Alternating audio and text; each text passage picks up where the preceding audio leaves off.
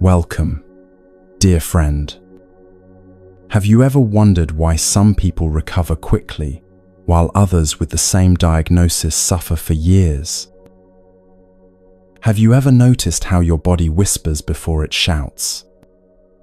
How your shoulders tense during certain conversations, or your heart races when you're perfectly safe? There's an ancient conversation happening between your mind and body that most of us have forgotten how to hear. But some people never forgot. In quiet monasteries and remote villages, there are those who seem to carry a different kind of peace in their bodies. They age gracefully, heal naturally, and radiate a calm that feels almost magnetic. What if I told you their secret isn't complicated? What if healing isn't about adding more to your life, but about gently removing what was never truly yours to carry? If you're listening to this, something in you is ready for a different kind of medicine. Share where in the world you're joining us. It's beautiful to know we're connected across time zones and continents. Find your coziest spot, maybe with tea or wrapped in something soft. We're about to spend the next few hours together, and I promise you, this gets deeper and more profound as we go. For 2,500 years, Buddhist teachings have held a gentle truth about healing. Not through force or fixing, but through the quiet art of listening.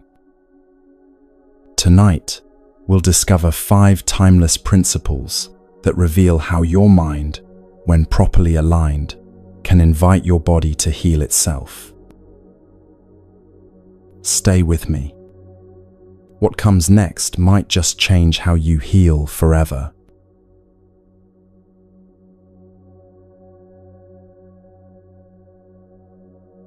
The first principle those ancient teachers discovered is both simple and profound. Why do your joints ache most after arguments?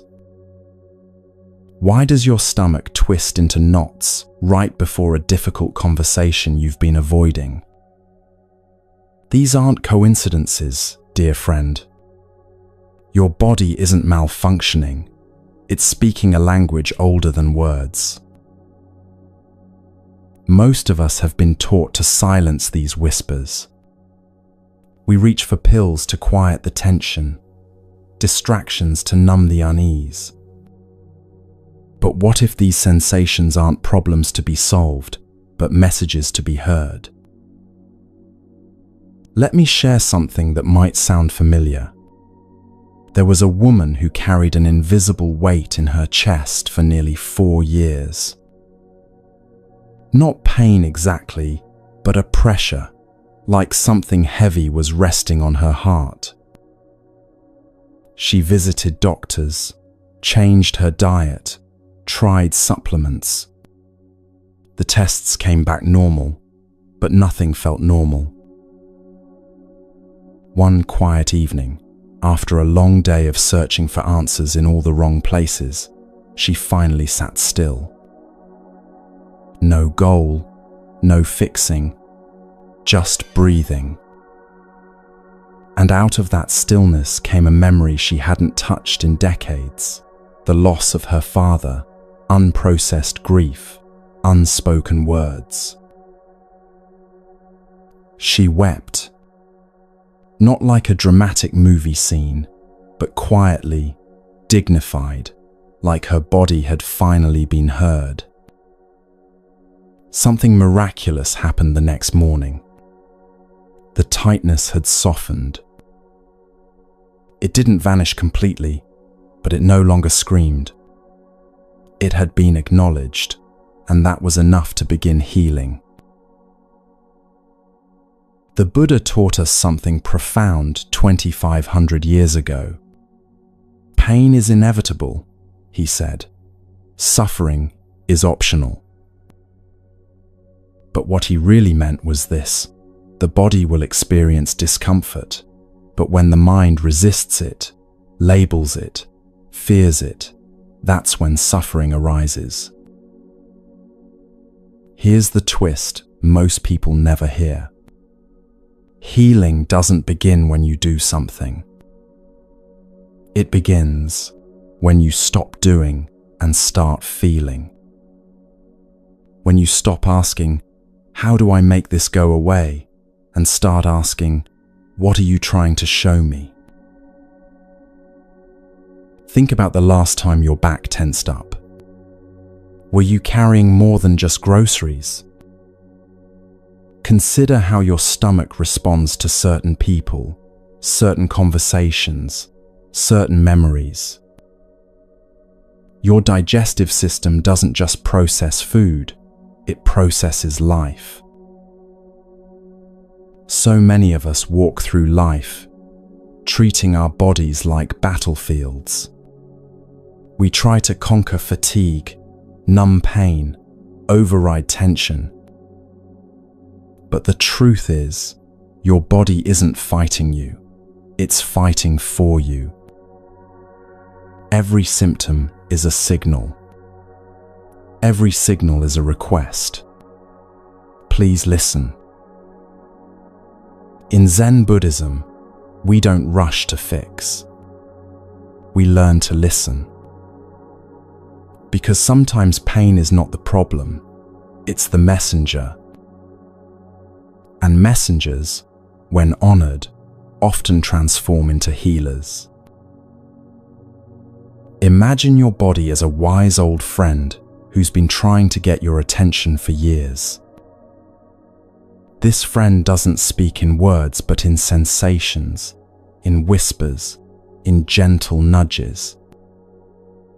How long has this friend been waiting for you to pause and ask, "What do you need me to know?" Let's slow this down even more. Right now, as you're listening, notice your breath. Is it shallow or deep? Notice your shoulders. Are they creeping toward your ears? Feel your jaw. Is it clenched against some invisible threat? These aren't signs of weakness. They're not evidence that you're broken. They're simply your body's way of saying, "I'm here, I'm aware, I'm responding to your world." But here's where the magic happens. When you acknowledge these sensations without trying to change them, something shifts. It's like finally answering a phone that's been ringing for hours. The urgency dissolves because the message has been received. There's another story I'd like to share. A man who suffered from chronic headaches for years discovered something remarkable during a mindfulness retreat. When he stopped reaching for relief and started breathing into the tension, he realized his headaches always came after conversations where he didn't speak his truth. His head was literally heavy with unspoken words. Once he made this connection, the headaches didn't disappear overnight, but they became teachers instead of tormentors. Each time the familiar pressure began, he would ask himself, "What truth am I avoiding?" And slowly, gently, he learned to speak before his body had to shout. This is the revolutionary shift Buddhist teachings offer. Your body doesn't need to be fixed, it needs to be heard. It doesn't need to be controlled, it needs to be trusted. Because beneath every ache, every tension, every mysterious symptom, there's wisdom waiting to be discovered. The ancient texts speak of the body as a temporary vessel, but also as a sacred teacher. Every sensation is a sutra, every breath a meditation, every heartbeat a reminder that life is flowing through you right now. Consider how your body responds to different environments. Perhaps you feel lighter in nature, heavier in crowded spaces. Maybe your energy shifts when you're around certain people. Some drain you, others nourish you. Your body is constantly reading the world, offering you information that your mind might miss. There was a teacher who noticed her throat would tighten every time she entered the staff meeting room. For months, she blamed it on stress, on being too busy, on getting older. But when she finally listened to what her throat was telling her, she realized it happened only when she was in situations where she felt unheard. Her throat was contracting in anticipation of being silenced. This awareness didn't immediately change her workplace dynamics, but it changed everything about how she approached them. She began speaking earlier in meetings, asking for what she needed, honoring the wisdom her throat had been offering all along. And gradually, the tightness softened. Your body holds such intimate knowledge about your life. It remembers every kindness and every wound. It knows which foods truly nourish you and which ones you eat for comfort. It recognizes love at a cellular level and recoils from anything that doesn't honor your worth. In Buddhist understanding, the body is not separate from the mind. They are one flowing expression of consciousness. When we try to silence the body's voice, we're actually silencing our own deeper wisdom. When we listen to its messages with compassion, we're practicing the most intimate form of meditation. Think of a time when you felt truly at peace. Where were you? Who were you with? What was happening in your body? Notice how peace isn't just a mental state. It's a whole body experience. Your shoulders relax, your breathing deepens, your heart opens. This is your body's way of saying, yes, this is how life is meant to feel. But we've been taught to override these signals, to push through fatigue, to ignore discomfort, to power past our body's requests for rest, for movement, for stillness. We've forgotten that the body is not just a vehicle for the mind, it's a partner in the dance of being alive.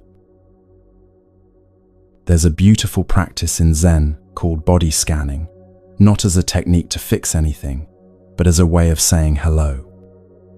You simply move your attention through your body like a gentle breeze, noticing what's there without judgment. The tight places, the soft places, the places that feel forgotten. When you do this, you might discover that your left hip holds old sadness, or that your right shoulder carries everyone else's burdens. You might find that your heart feels both tender and strong, or that your belly holds wisdom you never knew was there. These aren't diagnoses to worry about. They're invitations to deeper relationship with yourself. The body speaks in metaphors, in symbols, in the poetry of sensation. A broken heart can literally ache. Shouldering responsibility can create physical tension. Having no backbone might manifest as chronic back pain. Your body is both literal and metaphorical, practical and mystical. One woman discovered that her chronic digestive issues weren't just about food, they were about what she couldn't stomach in her life. The job that no longer fit, the relationship that had grown toxic, the dreams she'd swallowed to keep peace. When she began to digest these truths emotionally, her physical digestion improved. This doesn't mean that all illness is emotional or that healing is always simple. Sometimes, bodies get sick, organs fail, accidents happen. But even in the midst of serious illness, the quality of our relationship with our body matters. Do we approach it with fear and resistance, or with love and curiosity? The Buddha taught that everything is impermanent, including pain, including illness, including the stories we tell ourselves about what's wrong with us. When we hold our physical experiences lightly, with compassion, rather than catastrophe, we create space for healing to unfold in ways we might never have imagined. There's another layer to this body wisdom that many miss. Your body doesn't just respond to your current thoughts and feelings. It carries the memory of every touch, every word, every moment of safety or danger you've ever experienced. Sometimes, when you feel inexplicably tense around certain people, your body is simply remembering something your mind has forgotten. A woman once shared that she always felt nauseous during family gatherings, even though she loved her relatives dearly. Through gentle exploration, she realized her body was holding the memory of childhood dinners, where conflict simmered beneath polite conversation. Her stomach had learned to brace itself for hidden tension, even decades later. This discovery didn't make her family gatherings perfect, but it helped her understand why she needed to take breaks, to step outside for fresh air, to honor her body's need for space. She learned to whisper to her stomach before these events, "I hear you, I remember, and I'll take care of us both."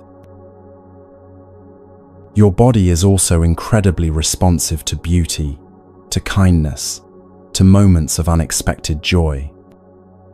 Notice how your breathing changes when you see a sunset, how your muscles soften when someone speaks to you with genuine care. Pay attention to how your whole being lights up around certain music, certain landscapes, certain people who see you clearly. These aren't just pleasant experiences, they're your body's way of saying, "This, yes, this, feeds us. This is what we're designed for." Your body knows the difference between what drains your life force and what replenishes it. It's been keeping score all along, waiting for you to start paying attention.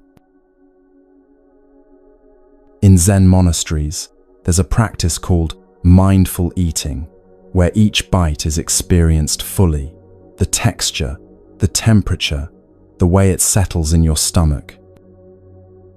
This isn't about diet or nutrition, it's about relationship. How does your body receive this food? What does it need? What brings it joy? The same mindfulness can be applied to everything: the way you sit, the way you walk, the way you breathe through difficult moments. Your body is always in conversation with the world, always offering you guidance about what serves your deepest well-being. Some people worry that listening to their body will make them self-obsessed or hypochondriacal. But the opposite is true. When you truly listen to your body with compassion, you become more present, more grounded, more able to be fully with others. You're no longer fighting an internal war, so you have more energy for love, for service, for joy. Most people will continue to chase fixes and miss the whispers. They'll keep asking their bodies to be silent instead of learning their language. But you're here, you're listening, and that already makes you different. That already makes you wise.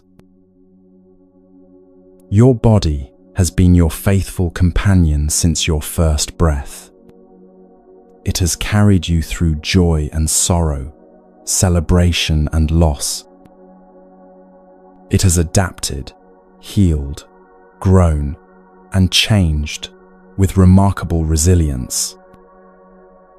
Even when you've ignored it, criticized it, or taken it for granted, it has continued to serve you with unwavering loyalty.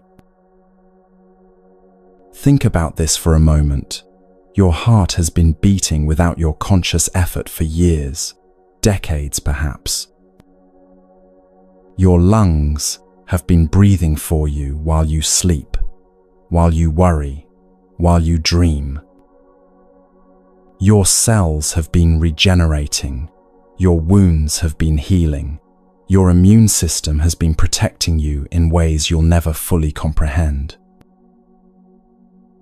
This isn't just biology, it's love in action.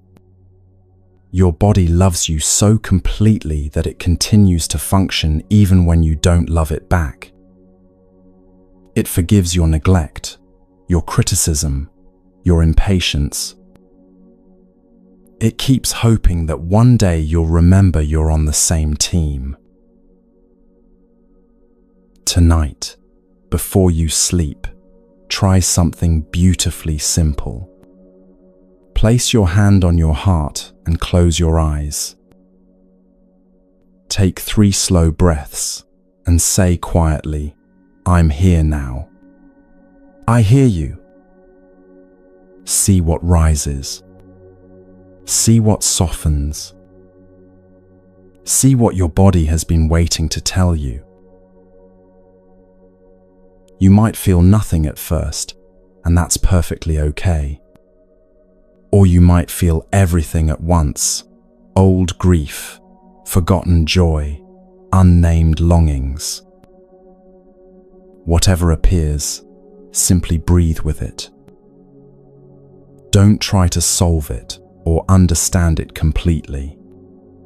Just acknowledge it like you would an old friend who's finally come home. Your body has been waiting patiently, like a loyal companion you haven't called in a while, but who still answers warmly the moment you do. It never stops believing in you. It never stops hoping you'll remember the conversation you were born to have. Some nights, you might place your hand on your heart and feel only emptiness, and that's information too. Emptiness isn't the absence of something, it's the presence of space. Space for breath, for healing, for whatever wants to emerge when the time is right.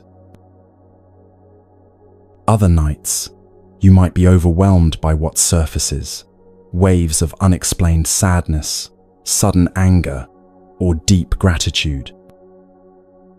All of it is welcome.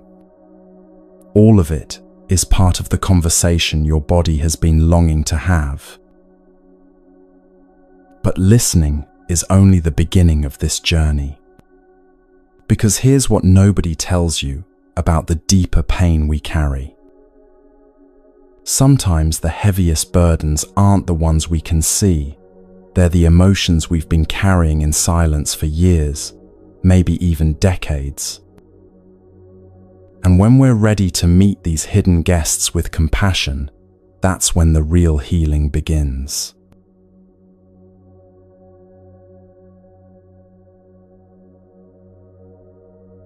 Now, the second principle reveals something even more profound about this ancient conversation between mind and body. Your liver remembers your anger, your gut stores your fear, your chest holds your grief. But here's what nobody tells you. Sometimes the heaviest burdens aren't the ones you can see, but the emotions you've been carrying in silence for years, maybe even decades. In Zen Buddhism, we don't bypass emotion in the name of peace. We sit with it, we bow to it, because what you don't feel, you can't heal. And what you avoid emotionally, your body will eventually carry physically. Think of your body as a living scroll, a sacred autobiography that stores every unspoken goodbye, every stifled scream, every swallowed, "I'm not okay." How many years have you been collecting what you were too busy, too scared, or too polite to release? The Buddha taught that we suffer not because we feel, but because we resist feeling. He understood that emotions are like clouds. They form, they move across the sky of consciousness, and they dissolve. But when we try to stop the clouds from moving, when we grasp them or push them away, we create suffering. There was someone who went to their first silent meditation retreat. On the second day, during walking meditation, they broke down in tears. When gently asked what had surfaced, they said through quiet sobs, "I just realized I never got to grieve my mother. I was too busy taking care of everyone else." That moment changed everything for them. Not because they cried, but because for the first time in decades, they allowed it. They had spent so many years being strong, being reliable, being the one others leaned on, that they had forgotten they too needed to lean. Buddhist teaching reminds us that suffering is not the enemy, suppression is. Like stagnant water in a still pond, what is unexpressed begins to rot. Emotion, when blocked, becomes inflammation. Thoughts become tension. Silence becomes sickness. In the traditional Buddhist understanding, there are what we call the 5 poisons: greed, hatred, delusion, pride, and jealousy. But these become poisonous only when they're denied, when they're pushed into the shadows of our awareness. When met with mindful attention, these same energies can transform into wisdom, compassion, and clarity. Your body doesn't just carry your current emotions, it holds the entire library of your unexpressed life. The tears you didn't cry at your father's funeral because you had to be strong for everyone else. The rage you swallowed when you were treated unfairly because speaking up felt too dangerous.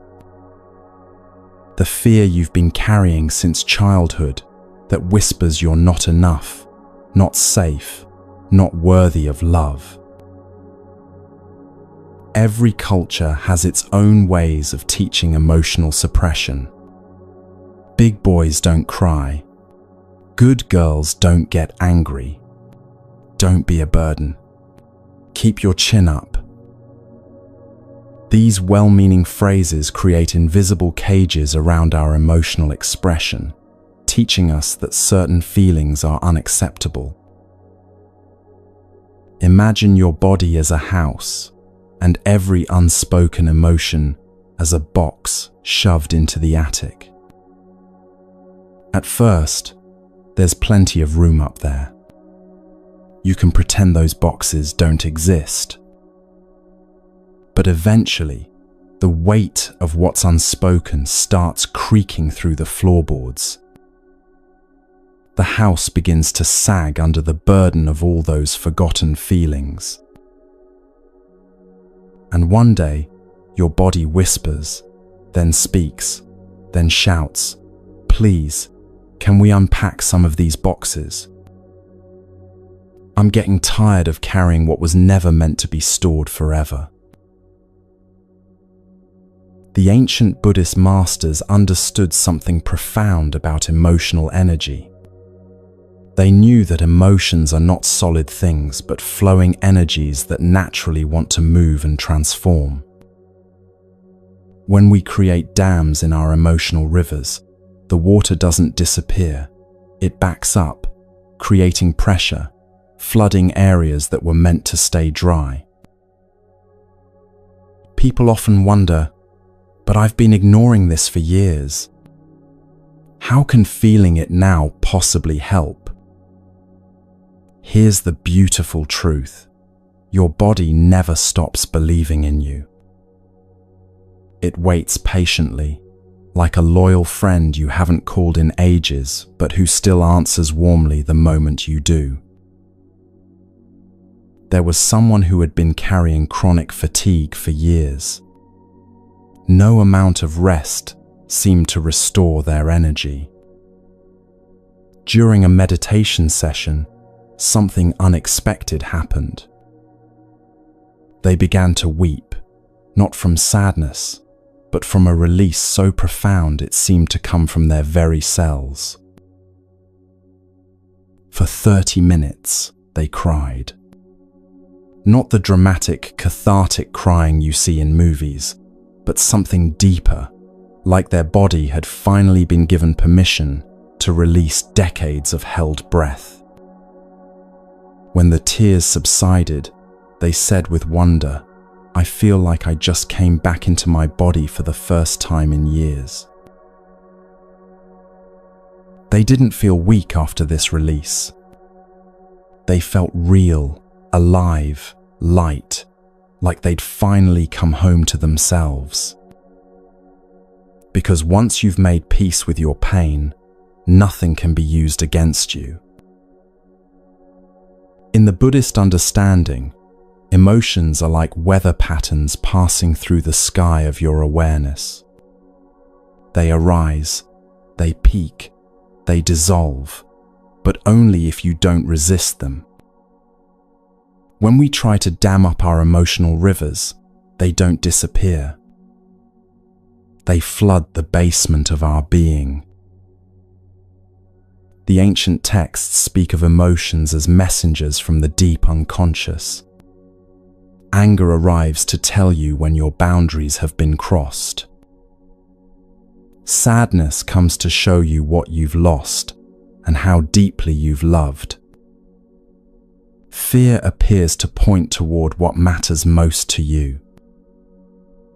Each emotion carries information, guidance, wisdom, if only we're willing to listen. Your anger, when honored, becomes boundary-setting power. Your sadness, when allowed, becomes compassion for others who suffer. Your fear, when acknowledged, becomes wisdom about what truly matters. But when these emotions are stuffed away, they become the very symptoms you're trying to heal. The liver, in traditional wisdom, is said to store anger. Have you ever noticed how your stomach cramps when you're anxious? How your shoulders carry the weight of responsibilities that aren't even yours? Your body speaks in the poetry of metaphor. It literally embodies your emotional truth. A woman once discovered that her chronic digestive issues weren't just about food. They were about what she couldn't stomach in her life, the job that drained her spirit, the relationship that had grown toxic, the dreams she'd swallowed to keep everyone else comfortable. When she began to digest these emotional truths, her physical digestion began to heal. This doesn't mean all illness is emotional, or that healing is always straightforward. Bodies are complex, and sometimes medical intervention is absolutely necessary. But what we're exploring here is the profound connection between emotional suppression and physical expression. Consider how many ways we've been taught to silence our emotional voices. Don't cry. Don't be angry. Stop being so sensitive. Get over it. From childhood, we learn that certain feelings are acceptable and others must be hidden away. But emotions don't simply vanish because we've decided they're inconvenient. They go underground, into the caves of our unconscious, into the tissues of our body. They wait there, sometimes for decades, hoping one day to be acknowledged, to be felt, to be released. In Zen monasteries, there's a saying, "The bamboo that bends in the storm does not break." This wisdom applies perfectly to our emotional lives. When we resist our feelings, we become rigid, like a tree that fights the wind. When we learn to bend with our emotions, to flow with them, rather than against them, we develop the flexibility to weather any storm. Think about the last time you felt truly angry. Where did you feel it in your body? Perhaps your jaw clenched, your hands made fists, your chest tightened. Now imagine if you never allowed that anger, its full expression, if you swallowed it instead. Where do you think it went? It doesn't disappear. It takes up residence in your jaw, creating tension, headaches. It settles in your hands, making them ache. It lives in your chest, making it hard to breathe deeply. Your body becomes the storage unit for your unlived emotional life. There was a man who suffered from chronic shoulder pain for nearly a decade. He had tried every treatment imaginable: massage, chiropractic care, physical therapy, injections. Nothing provided lasting relief. One day, as he sat quietly contemplating what his shoulders might be carrying beyond physical weight, something shifted. He suddenly began to understand his pain differently, realizing he had been carrying his father's weight for 30 years. His father had died when he was just 18, and he had stepped into the role of family provider, shouldering responsibilities that belonged to someone older, more experienced. "I've been carrying my father's burden," he realized. That recognition didn't immediately heal his shoulders, but it began a process of understanding. He started to see that his shoulders were heavy, not just from physical labor, but from the invisible burden of premature responsibility. As he learned to acknowledge this weight and gradually share it with others, his physical pain began to soften. The Buddha taught that attachment is the root of suffering, but he also understood that the antidote isn't detachment, it's conscious engagement. When we unconsciously push away our emotions, we become attached to the very act of avoiding them. But when we consciously choose to feel what we've been avoiding, we create the possibility for true freedom. Your body is incredibly intelligent in how it stores emotion. It doesn't randomly place feelings anywhere. There's an elegant logic to its emotional geography. Hearts carry heartbreak and love. Throats hold unspoken words. Stomachs digest not just food but experiences. Backs carry burdens, both literal and metaphorical.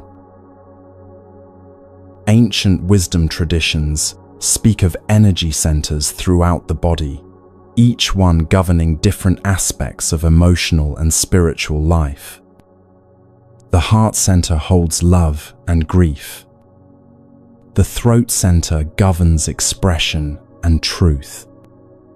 The solar plexus manages personal power and digestion of experience.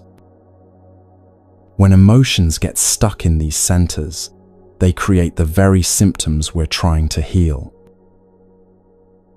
When you begin to understand this body language, you start to see symptoms not as problems, but as communications.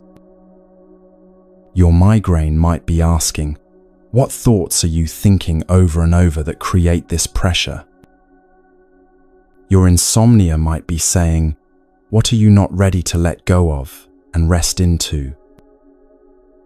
Your digestive issues might be requesting, what in your life needs to be processed differently? In traditional Buddhist monasteries, there's a practice called emotional sitting, where monks would sit with difficult emotions until they naturally dissolved. Not to get rid of them, but to understand their nature, to see how they arise and pass away. They discovered that emotions, when met with complete acceptance, transform themselves. This is very different from the modern tendency to either suppress emotions or be overwhelmed by them. In the Buddhist middle way, you neither push feelings away nor get swept away by them. You become the compassionate witness, the loving awareness in which all emotions can arise and dissolve safely. Most people think that feeling their emotions will make them weaker, but the opposite is true. When you learn to feel without being destroyed by feeling, you develop an unshakable inner strength. You become like a mountain that allows storms to pass over it without being moved. There was a woman who struggled with chronic anxiety for years. She had tried medication, therapy, lifestyle changes. Everything helped a little, but nothing provided the deep peace she craved. During meditation, she began to explore what her anxiety was really about. As she sat in silence, she started to feel into the quality of her anxiety rather than just trying to escape it. She described it as a buzzing in my chest, like a hummingbird trapped in a cage. Instead of trying to calm the hummingbird, she explored what it might be trying to tell her. Gradually, she realized that her anxiety was actually unexpressed excitement about life, creativity, possibilities, but she had been taught that excitement was dangerous, that hoping for too much led to disappointment. Her anxiety was excitement wearing the mask of fear. Once she understood this, she could begin to relate to her anxiety differently. Instead of fighting it, she could thank it for trying to protect her and gently help it remember that it was safe to feel excited about life. Her anxiety didn't disappear overnight, but it transformed from a tormenting enemy into a misguided friend. The Buddha taught that what we resist persists, but what we embrace transforms. When you choose to feel what you've been avoiding, something miraculous happens. Your energy stops being trapped in the exhausting work of suppression and becomes available for healing, for joy, for presence. There's a beautiful teaching in Buddhism about the lotus flower. It grows in muddy water, yet blooms pristine and pure. The mud isn't the enemy of the lotus, it's the very substance that nourishes its beauty. In the same way, Our difficult emotions aren't obstacles to our peace. They're the raw material for our wisdom and compassion. Most people think strength means keeping it all together. But real strength is allowing things to fall apart on purpose. Not dramatically, not for attention, but quietly, authentically, like a tree shedding its leaves, trusting that spring will come again. Imagine sitting across from your body as if it were a dear friend you haven't seen in years. What would you say? What would you ask? What would you apologize for? Often, people discover they would say, "I'm sorry, I haven't been listening. I'm sorry I've been so hard on you. I'm sorry I've been carrying everyone else's pain and forgetting to tend to yours." And then, if they're really brave, they ask their body, "What have you been trying to tell me? What have you been holding that I'm finally ready to feel?" The answers that come aren't always comfortable, but they're always honest.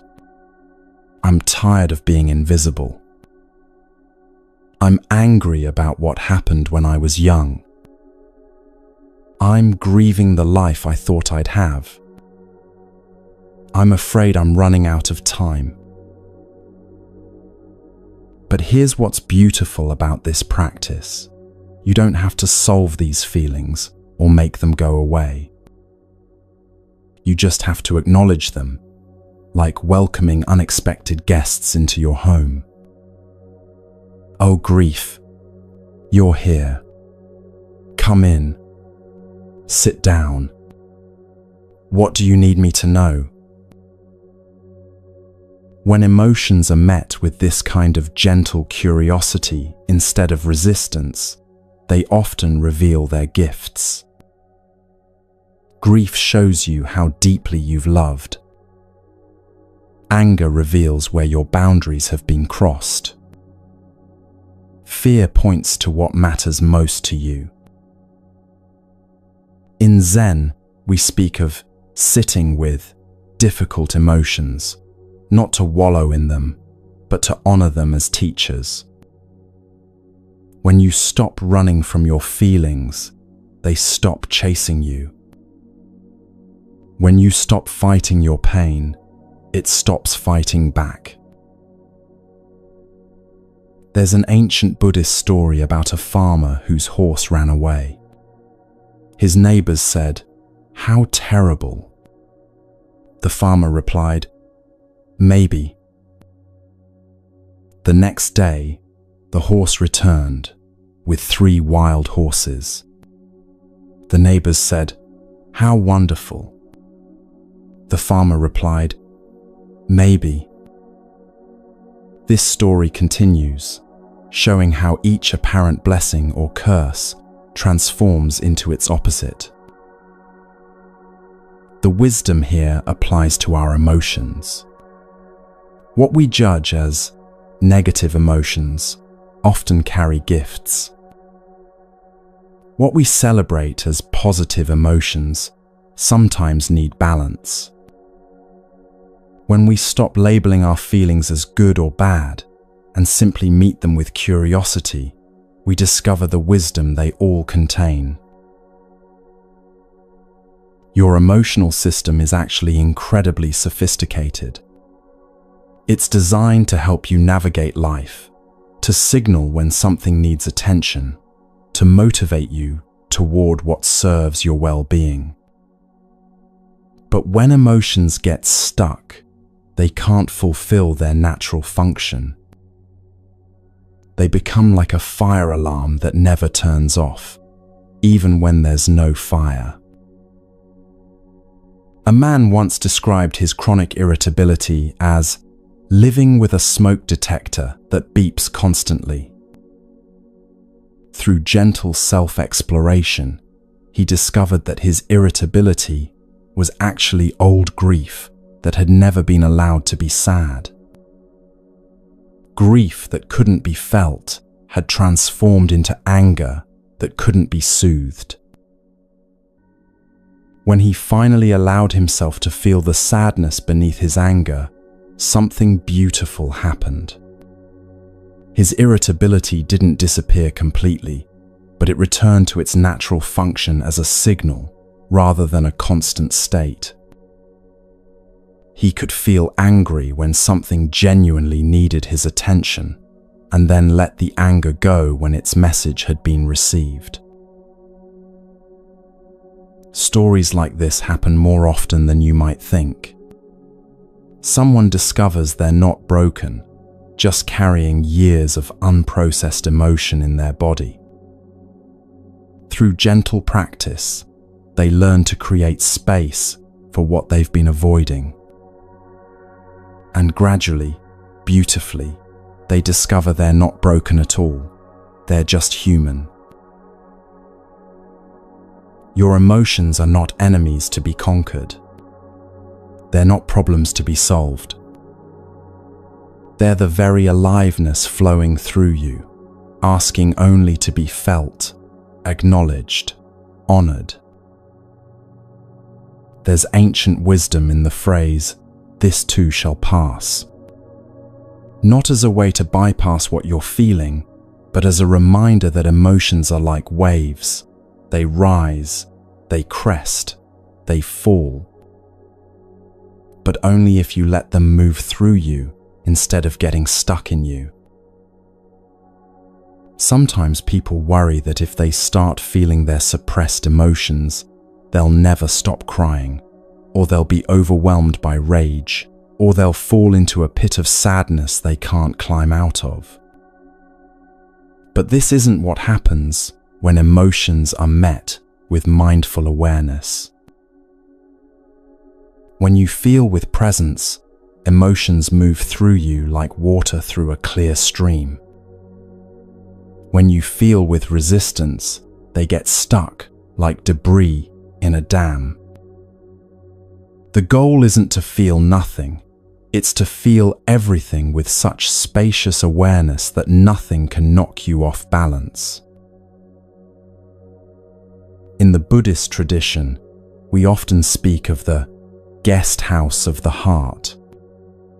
Every emotion that arrives, joy, sorrow, anger, fear, is welcomed as a guest. Some guests are delightful and you want them to stay. Others are difficult and you can't wait for them to leave. But all are met with the same basic hospitality, acknowledgement, respect, and the understanding that they are temporary visitors. The 13th century poet Rumi, deeply influenced by Buddhist wisdom, wrote about this beautifully. He suggested that each emotion is a guide from beyond, bringing us exactly what we need for our growth. Even the dark guests, depression, rage, shame, come bearing gifts if we're brave enough to receive them. You cannot attract wholeness from a fragmented heart. You cannot manifest peace if grief is locked in your chest. Energy is honest. What you resist persists, but what you embrace transforms. When you choose to release, to soften, to feel, your vibration changes. And life, like a mirror, reflects that back to you. Healing, people, opportunities, peace, they all begin to flow toward the space you've created by no longer hiding from yourself. One of the most profound practices you can do is to write a letter to your body. Not a mental note, but an actual letter, with pen and paper. Start with, "Dear body," and then let whatever wants to come pour onto the page. You might find yourself writing, "I'm sorry I've been so critical of you. I'm sorry I've ignored your signals.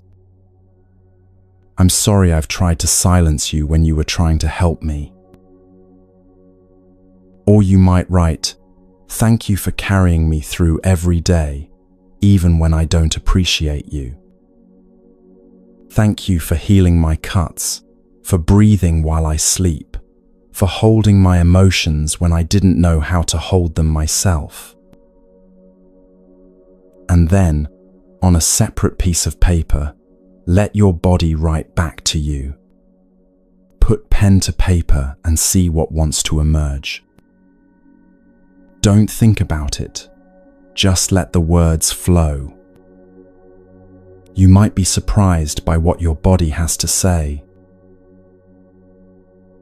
Often, the body's letter is full of love, forgiveness, and gentle guidance. I'm not angry with you, it might say. I've just been trying to get your attention. I know what you need, if you're willing to listen. This isn't make-believe or mystical fantasy.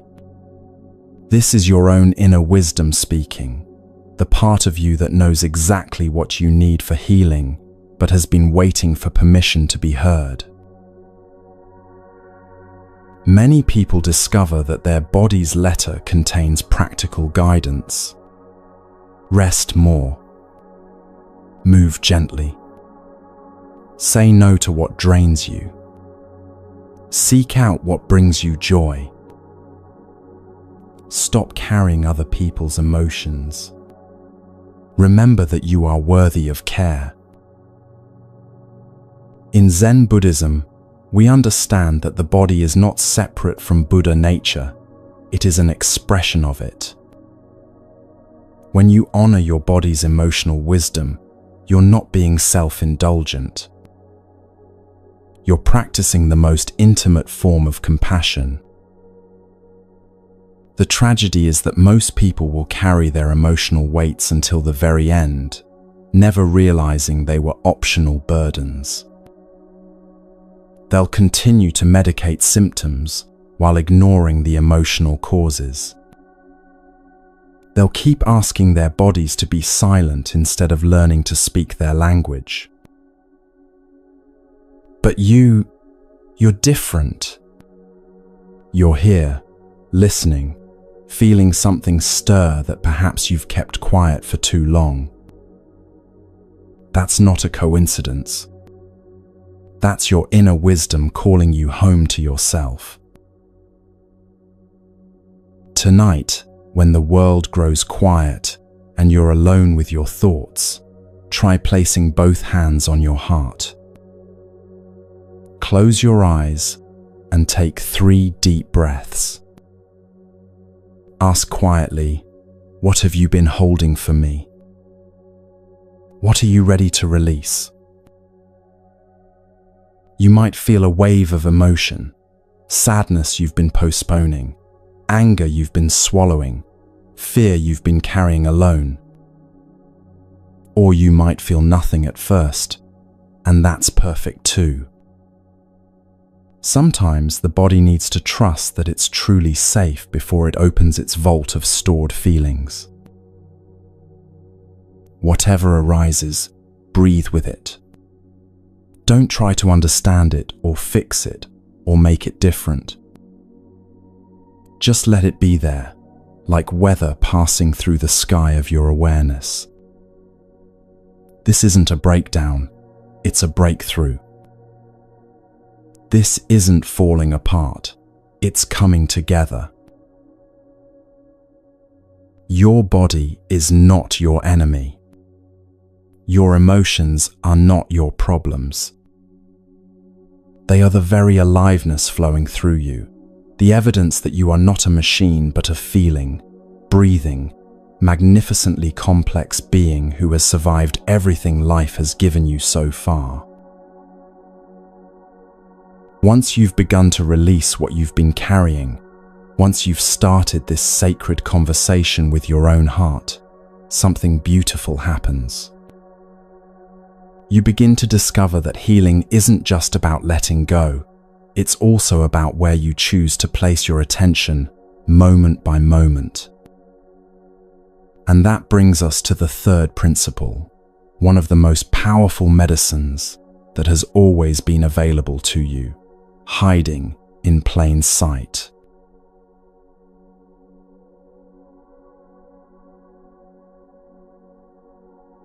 The third principle holds perhaps the most revolutionary truth of all.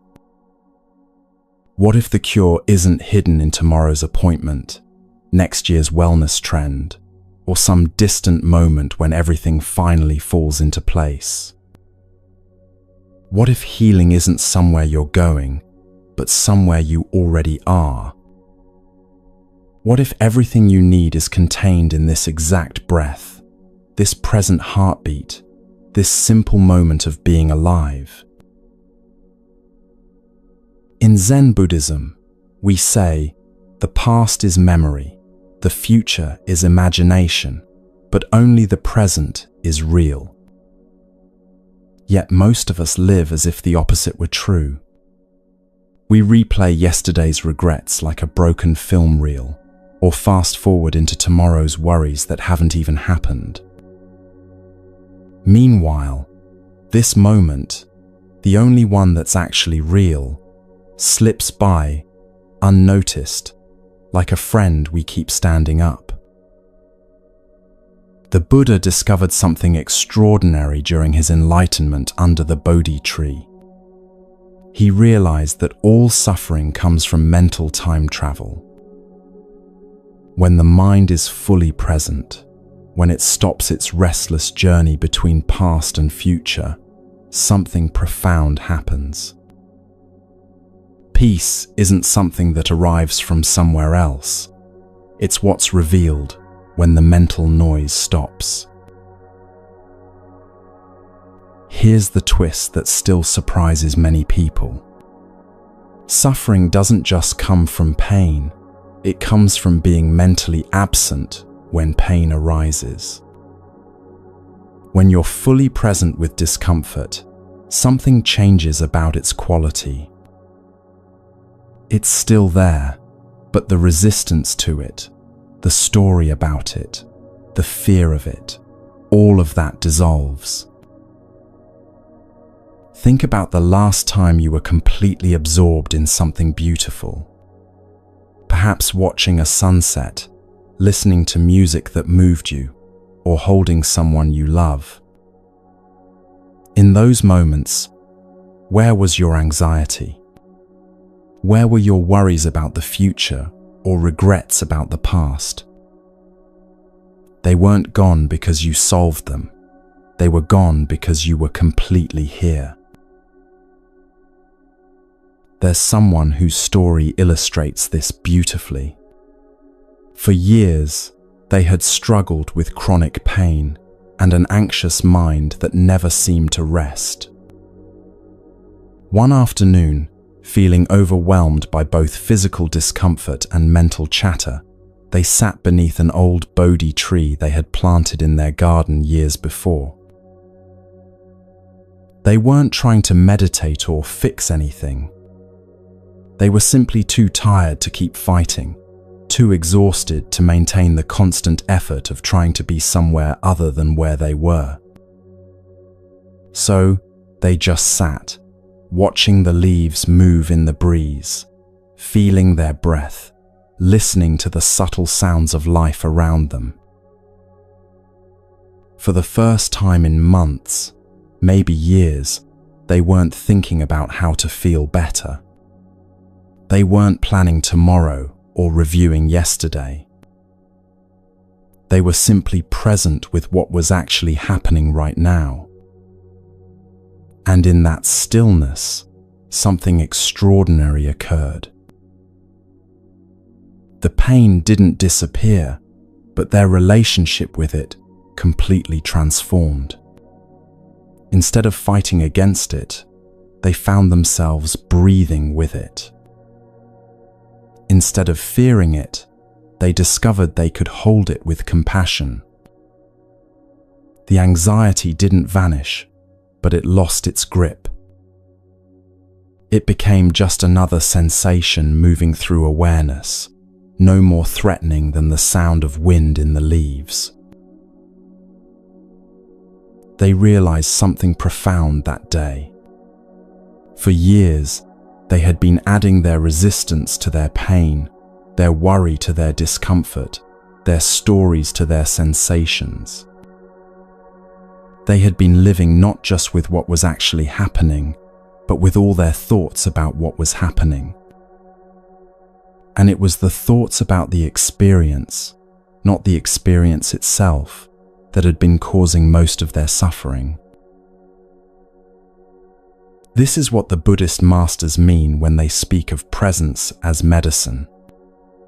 It's not that being present magically makes everything perfect. It's that presence reveals the difference between what's actually happening and what we think is happening. And most of our suffering lies in that gap. Think of your mind like a snow globe. When you shake it, everything becomes a blur, confusion, chaos, overwhelm. You can't see clearly through all the swirling particles.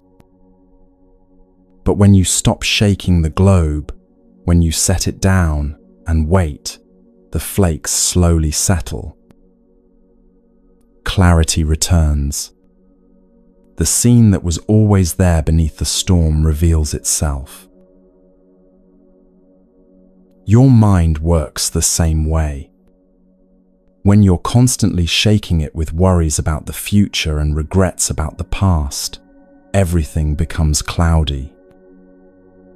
But when you stop the shaking, when you come fully into this moment, the mental snow settles. And what was always there beneath the storm of thinking becomes visible: peace, clarity, a deep okayness that doesn't depend on circumstances.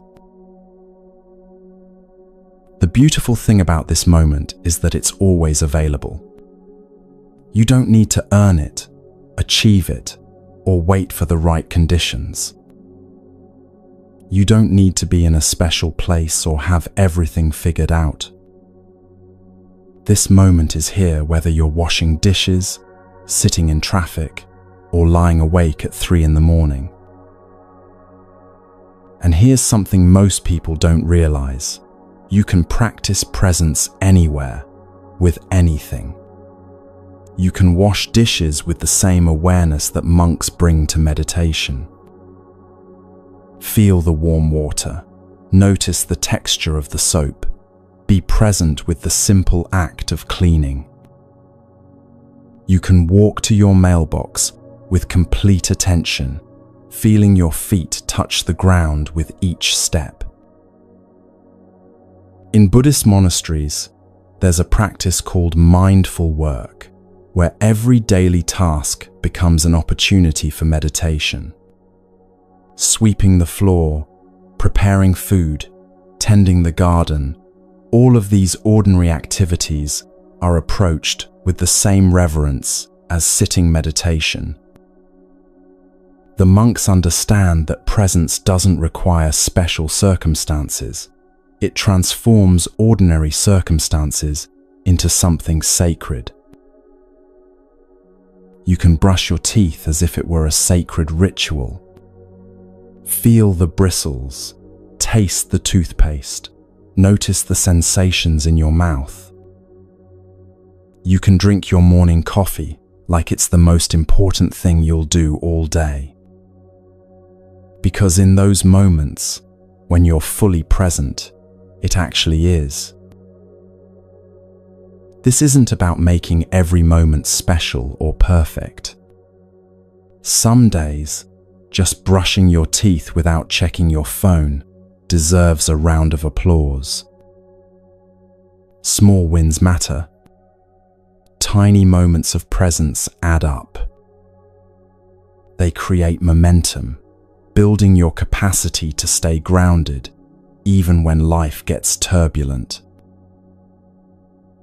There was someone who discovered this during a particularly difficult period in their life. They were dealing with health challenges, work stress, and family difficulties all at once. Everything felt overwhelming, and their mind was constantly racing between different problems. One morning, feeling particularly scattered, they decided to try something different. Instead of rushing through their morning routine while mentally rehearsing the day's challenges, they chose to be completely present with each small action. They felt the water temperature while brushing their teeth. They noticed the aroma of their coffee. They paid attention to the feeling of their feet on the floor as they walked from room to room. By the time they left for work, something had shifted. The problems hadn't disappeared, but they felt more grounded, more capable of handling whatever the day might bring. They realized that presence wasn't just a nice idea, it was practical medicine for an overwhelmed nervous system. There's an ancient Buddhist teaching that says, "Wherever you are, be there totally." This sounds simple, but it's actually revolutionary. Most of us are everywhere except where we are. We're physically at dinner, but mentally at work. We're talking to our children, but thinking about our to-do list. We're living our lives at arm's length, always slightly removed from our actual experience. But when you learn to arrive fully in your life, something magical happens. Colors become more vivid. Food tastes better. Conversations become more meaningful. Even difficult emotions lose their power to overwhelm you because you're not resisting them anymore. You're meeting them with the full capacity of your present moment awareness. The body, as we've learned, is always in the present moment. It's never anywhere else. Your breath is happening now. Your heartbeat is now. The sensation of your feet on the floor is now. When you anchor your attention in these simple, immediate physical sensations, you automatically return to presence. This is why breath has been central to meditation practices for thousands of years. Not because breathing is mystical, but because it's always happening in the present moment. You can't breathe yesterday's breath or tomorrow's breath. Every breath is an invitation back to now. In Zen monasteries, monks practice one breath, one step, walking meditation. They coordinate their breathing with their movement, feeling each footfall, each inhale and exhale. This isn't complicated or esoteric. It's just a way of keeping the mind anchored in immediate reality rather than lost in mental time travel. You can do this anywhere. Walking from your car to the store, you can feel your feet, notice your breath, be present with the simple act of moving through space. Standing in line at the grocery store, instead of checking your phone or letting your mind race, you can feel your body, notice your surroundings, breathe consciously. The present moment isn't always pleasant, and that's important to acknowledge. Sometimes, being fully present means feeling sadness, anxiety, or physical discomfort without distraction. But even then, presence is medicine. When you stop running from difficult experiences and meet them with awareness, they often transform. There's a difference between pain and suffering that becomes clear in the light of presence. Pain is what's actually happening, a headache, a heartbreak, a difficult emotion. Suffering is all the mental commentary we add to the pain, the resistance, the stories, the fears about what it means. Presence has a way of separating these two, allowing you to experience what's actually happening without the added layer of mental suffering. Someone once described their experience with chronic illness this way: when I stopped fighting my symptoms and started breathing with them, they were still there, but they felt less like enemies and more like uncomfortable houseguests. I could live with uncomfortable houseguests. It was the war I was waging against them that was exhausting me. This doesn't mean becoming passive or giving up on healing. It means learning to take care of yourself from a place of presence rather than panic. When you're present, you can make clearer decisions about what your body needs. You can distinguish between necessary action and anxious activity. The Buddha taught that everything we need for peace is already within us, waiting to be uncovered. Not developed or achieved, but uncovered. Like the sun that's always shining behind the clouds, peace is always present behind the mental weather of thoughts and emotions. Presence is what clears the clouds. When you're truly present, you're not trying to get anywhere or become anyone different. You're not working towards some future state of enlightenment or healing.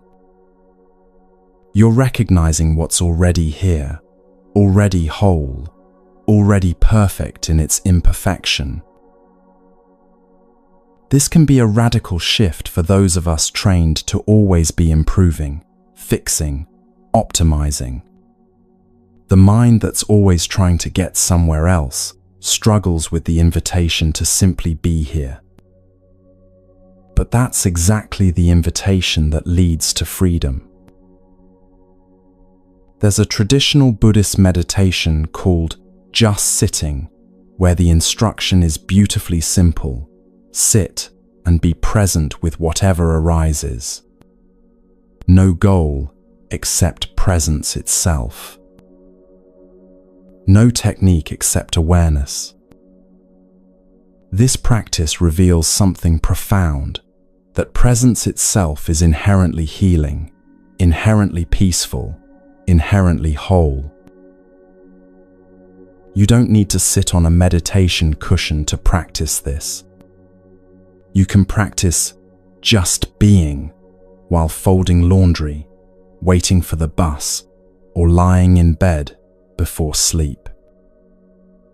The invitation is the same. Be present with whatever is actually happening right now, without trying to change it or escape it. Here's a simple practice that can transform your relationship with this moment. For the next 3 minutes, wherever you are, whatever you're doing, try this gentle breathing exercise. You don't need to change positions or close your eyes, though you can if it feels comfortable. Take a slow, deep breath, and as you inhale, say silently to yourself, "Now is safe." As you exhale, whisper internally, "Now is enough." Breathe in, "Now is safe." Breathe out, "Now is enough." Don't worry about doing it perfectly. If your mind wanders, that's completely normal. Just gently return to the breath and the phrases. Now is safe. Now is enough. This isn't about convincing yourself that everything in your life is perfect. It's about recognizing that this moment, right now, contains everything you need to breathe, to be aware, to exist. In this moment, you're not missing anything essential. You have breath, you have awareness, you have life flowing through you. As you continue breathing, notice that you don't have to solve anything right now. You don't have to figure out tomorrow or fix yesterday. Right now, in this moment, your only job is to breathe and be present. Let that be enough. Notice how your body feels as you breathe with these words. Does something soften? Does the urgency in your chest ease slightly? You might feel nothing dramatic, and that's perfect. Sometimes presence feels like the absence of struggle rather than the presence of bliss. After your 3 minutes, you might find that you want to continue, or you might feel ready to return to whatever you were doing, but with a slightly different quality of attention. Both are fine. This practice is always available to you, in line at the store, before a difficult conversation, lying in bed at night. The ancient Buddhist texts speak of presence as the gateless gate, the doorway that's always open, because there's actually nowhere to go. You're already here. You're already home. Presence is simply recognizing this truth. One of the most healing aspects of presence is that it interrupts the what-if spiral that anxiety loves to create. When you're fully present, you're not available for the mind's endless catastrophizing about the future. You're busy being here, breathing here, feeling your feet on the ground here.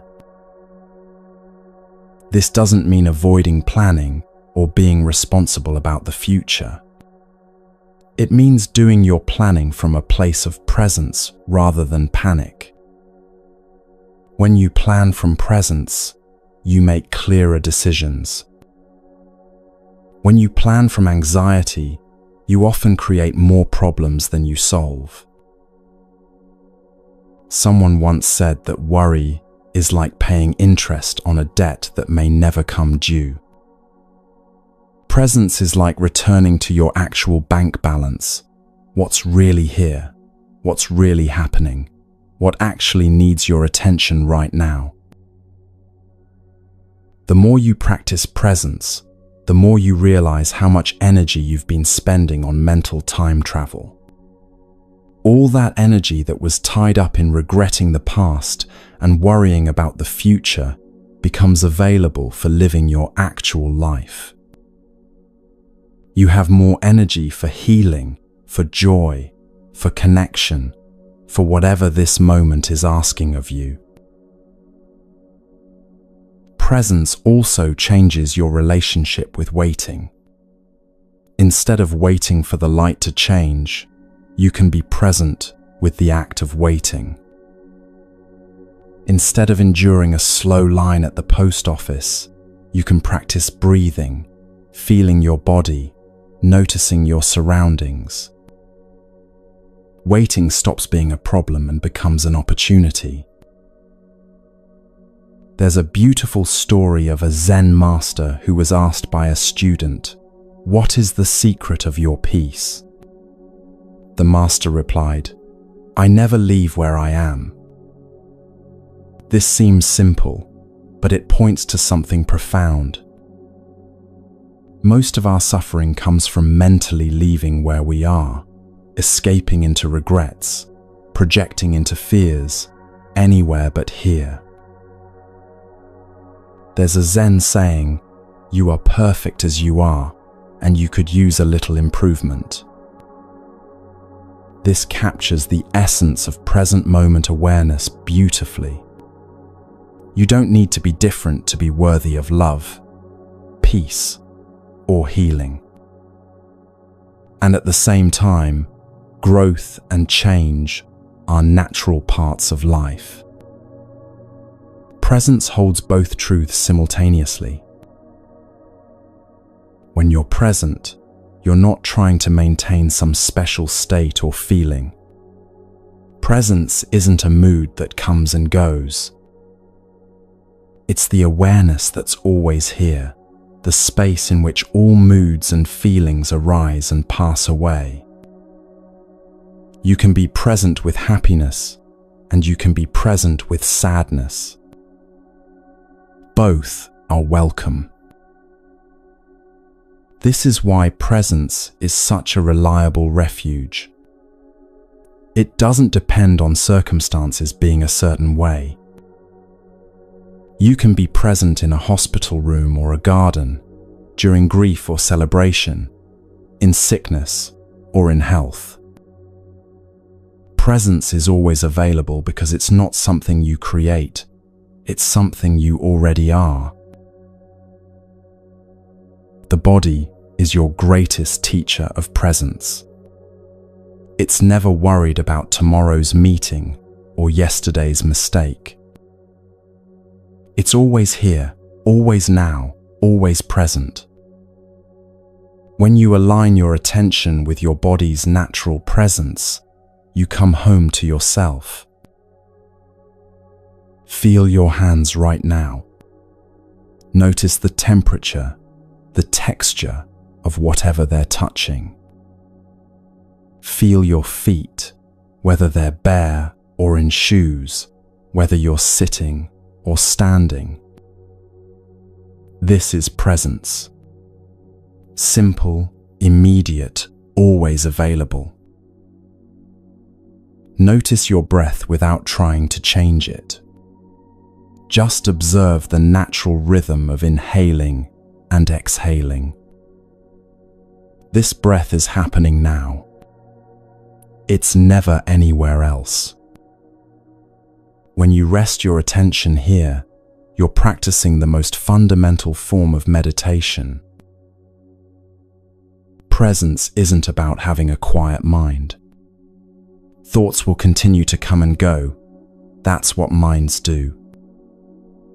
Presence is about not being carried away by every thought that arises. You can notice thoughts like clouds passing through the sky of your awareness without getting caught up in their drama. Someone once described their meditation practice this way: I used to think meditation was about stopping thoughts. Now I realize it's about stopping the believing of every thought. I can watch my mind worry about the future without joining the worry party. I can observe my thoughts about the past without being dragged back in time. This is the freedom that presence offers. Not freedom from having thoughts and feelings, but freedom from being enslaved by them. You become the witness, the awareness, the sky in which all mental weather arises and passes away. The more you practice presence, the more you notice how much of life you've been missing while lost in thought. The way light filters through your window, the feeling of water on your skin in the shower, the taste of your food, the sound of someone's voice when they're speaking to you with love. These simple experiences become more vivid, more nourishing, when met with presence. Not because they've changed, but because you're finally fully here to receive them. Life becomes richer not because you've added anything to it, but because you've stopped subtracting yourself from it. In the Buddhist understanding, healing happens when we stop interfering with our natural wholeness. We're not broken things that need to be fixed. We're whole beings who have forgotten our wholeness. Presence is what helps us remember. When you're present with a headache, you might discover that much of your suffering was coming from your resistance to the headache, not the headache itself. When you're present with sadness, you might find that sadness held with awareness is very different from sadness mixed with the story that you shouldn't be sad. This doesn't mean you become passive about taking care of yourself. If you have a headache, you might still take medicine. If you're sad, you might still seek support. But you do these things from a place of self-compassion rather than self-rejection, from presence rather than panic. Presence is also the foundation of true self-compassion. When you're present with your struggles, you naturally feel more tenderness toward yourself. It's hard to be harsh with someone you're really paying attention to. And you are someone deserving of your own kind attention. Think about how you would treat a good friend who was suffering. You would be present with them, listen to them, offer comfort. You wouldn't tell them to get over it or compare their pain to someone else's. Presence allows you to offer yourself this same quality of caring attention. Most people will continue to live slightly outside their own lives, always mentally reaching for the next moment, the next experience, the next solution.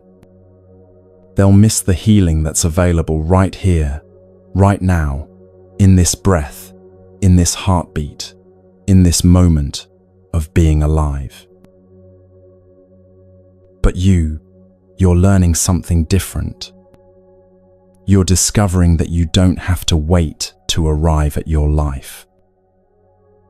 You're already here. You don't have to earn peace. It's already present, underneath all the mental noise. You don't have to become worthy of healing. You already are. This moment contains everything you need to take the next breath, to feel the next heartbeat, to be present for the next experience that life offers you. And when you string together moments of presence, you discover that you're not just healing, you're awakening to the life that's been waiting for you all along. But presence alone, as powerful as it is, isn't the deepest medicine available to you. Because there's something even more fundamental than learning to be present. It's learning to be present with love, especially toward the parts of yourself you've been rejecting. And that brings us to the fourth principle, one that holds the key to healing not just your body, but your relationship with the very experience of being human.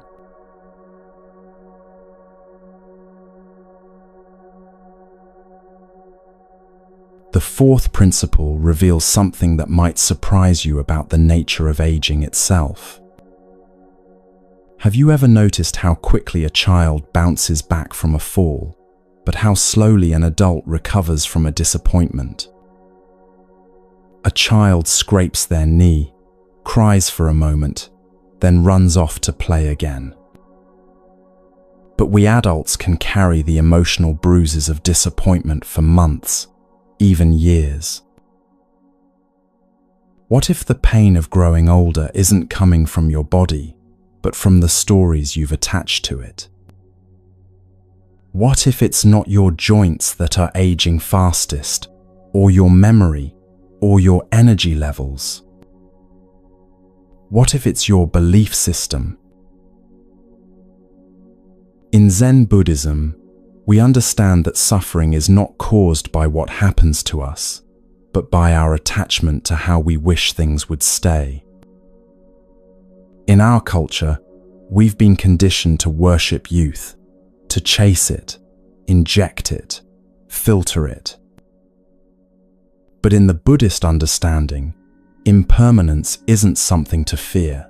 it's something to bow to. Look at a tree in autumn. It doesn't grieve the falling leaves or resist the changing seasons. It releases what no longer serves, trusting the natural rhythm of life. It goes gracefully, beautifully, knowing that what falls makes room for what comes next. Aging, in this light, is not decay.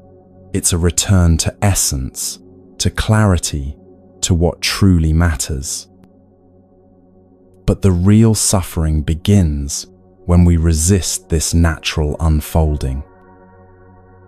When we tell ourselves stories like, "I shouldn't feel this tired," or "I used to be able to do this," or "I look so old." These inner narratives don't just drain your joy, they actually affect your biology. The thoughts you think about aging become the reality you live. When you repeatedly tell yourself you're falling apart, your cells are listening and responding. When you constantly focus on what you've lost rather than what you're gaining, you create an internal environment of decline rather than renewal. There was a woman who seemed to glow with an inner light that had nothing to do with cosmetics or treatments. She moved through the world with a grace that made people want to sit near her just to absorb some of her peace. When asked about her secret, she smiled and said something remarkable. "I stopped believing I was old." She wasn't in denial about her changing body. She had arthritis, her hands shook slightly when she poured tea, and she'd lost her partner of 40 years. But she had something that can't be bottled or prescribed: dignity. That quiet grace that comes from being present, not perfect. "The body changes," she explained, "but I wake up every morning and say thank you for another day of breathing.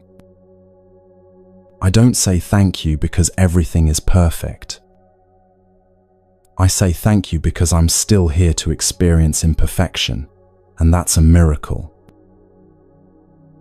This is the Buddhist understanding of aging gracefully, not fighting the changes, but changing your relationship with change itself. It's about recognizing that what we call getting older is actually getting deeper. Like wine that improves with time, or cheese that develops complexity through aging, human beings can ripen in ways that have nothing to do with physical youth. Think of aging like the ripening of fruit. When a fruit is young, it's firm and glossy, but often sour or flavorless. As it ripens, it may soften, its skin may develop spots, but it becomes sweet, complex, nourishing. It transforms from something that looks perfect but tastes incomplete to something that may appear imperfect but offers deep satisfaction.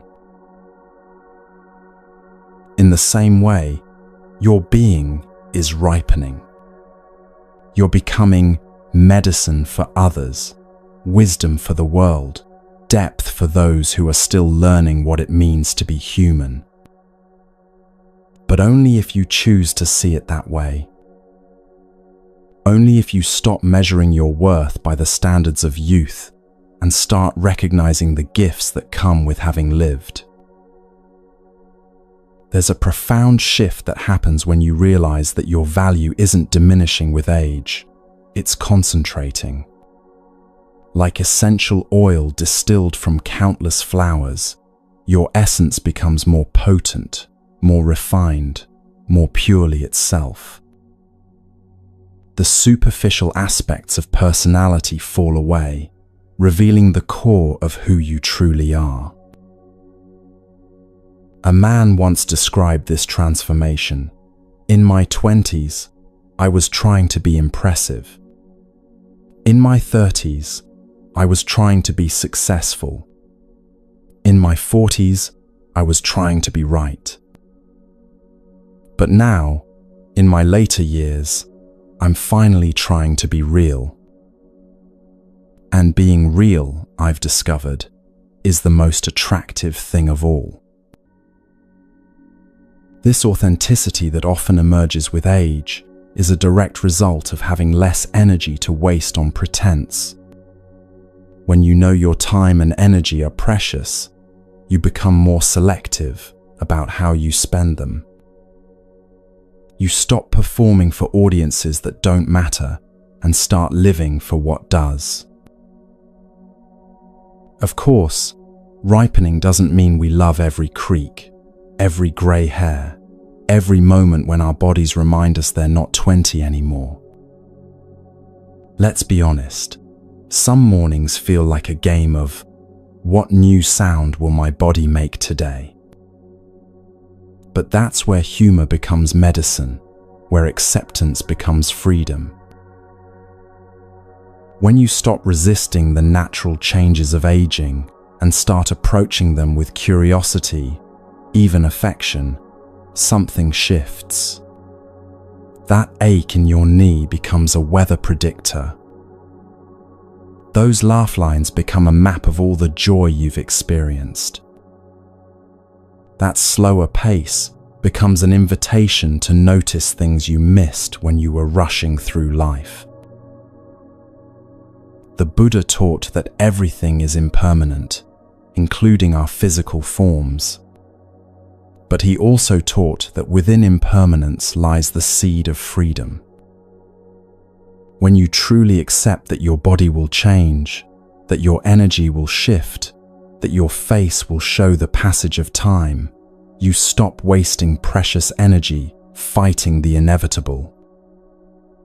That energy becomes available for living more fully in whatever form you currently inhabit. There's a profound difference between healthy aging and resigned aging. Healthy aging doesn't mean pretending you're not getting older. It means engaging with the aging process as a spiritual practice. It means asking not, how can I stop this? But, how can I do this beautifully? Buddhist teachings speak of the elder years as a time of potential wisdom, when the lessons of a lifetime can finally integrate into understanding. You've survived heartbreak and discovered you're stronger than you thought. You've made mistakes and learned that you can forgive yourself. You've lost people you love and found that love doesn't die with the body. These aren't consolation prizes for getting older. They're the real treasures that only come with time. A young person can be physically beautiful, but only someone who has lived can possess the beauty of hard-won wisdom. A young person can be energetic, but only someone who has faced life's challenges can offer the gift of perspective. What we call the generation gap is often just the difference between information and wisdom. Young people have access to all the information in the world, but older people have something more precious. They know which information actually matters. They've learned the difference between what seems important and what actually is important. There's a beautiful teaching in Zen about the difference between knowing and understanding. Knowing is collecting facts and information. This can happen at any age. Understanding is integrating experiences into wisdom. This takes time, patience, and often significant loss. You can know that everything changes intellectually, but you only understand it viscerally after watching life cycles repeat themselves over decades. When someone has lived through decades of human experience, They've witnessed the cycles of life repeatedly. They've seen that what feels like the end of the world usually isn't. They've learned that most problems solve themselves with time, that most fears never materialize, that most regrets fade. This isn't pessimism, it's perspective. But here's what's beautiful about Buddhist aging. It's not about becoming detached from life, but about becoming more skillfully attached. You learn to hold things lightly, to love deeply without clinging desperately. You discover that you can care passionately about things while also accepting that you can't control their outcomes. There was someone who described their experience of aging this way. I thought getting older would mean wanting less, but it's actually taught me to want more clearly. I don't want just anything anymore. I want what truly nourishes me. I don't love everyone anymore. I love specifically, intentionally, with the knowledge that time is precious. This selectivity isn't selfishness, it's wisdom. When you know that your energy is finite, you become more careful about how you spend it. You say no to things that drain you and yes to things that feed your spirit.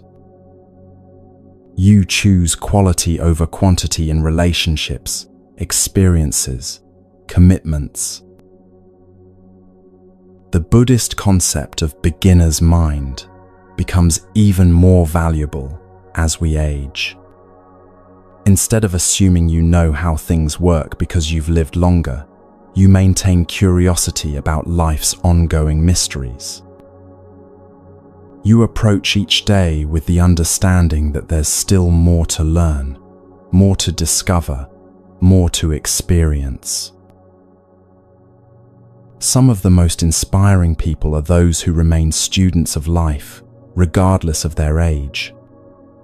They read new books, meet new people, try new things. They understand that aging doesn't mean calcifying. It can mean becoming more fluid, more adaptable, more open to surprise. There's also something to be said for the freedom that comes with caring less about others' opinions. When you've lived long enough to see how temporary most judgments are, you become less enslaved by them. You develop what might be called authentic boldness, the courage to be yourself without constantly seeking approval. This doesn't mean becoming rude or inconsiderate. It means developing the confidence to express your true thoughts, wear what makes you comfortable, spend time on what matters to you. It means finally understanding that you don't have to perform youth, beauty, or productivity to have value. In many Buddhist cultures, elders are revered, not despite their age, but because of it. They're seen as libraries of human experience, repositories of wisdom that can't be Googled or downloaded. They're valued not for what they can produce, but for what they can offer: perspective, guidance, the long view that only comes with having lived through multiple cycles of joy and sorrow. But even in cultures that worship youth, you can choose to see your aging process differently. You can recognize that every line on your face represents a moment you fully experienced. Every grey hair is evidence of stress you survived. Every ache is proof that you've used your body well, that you've lived actively rather than passively.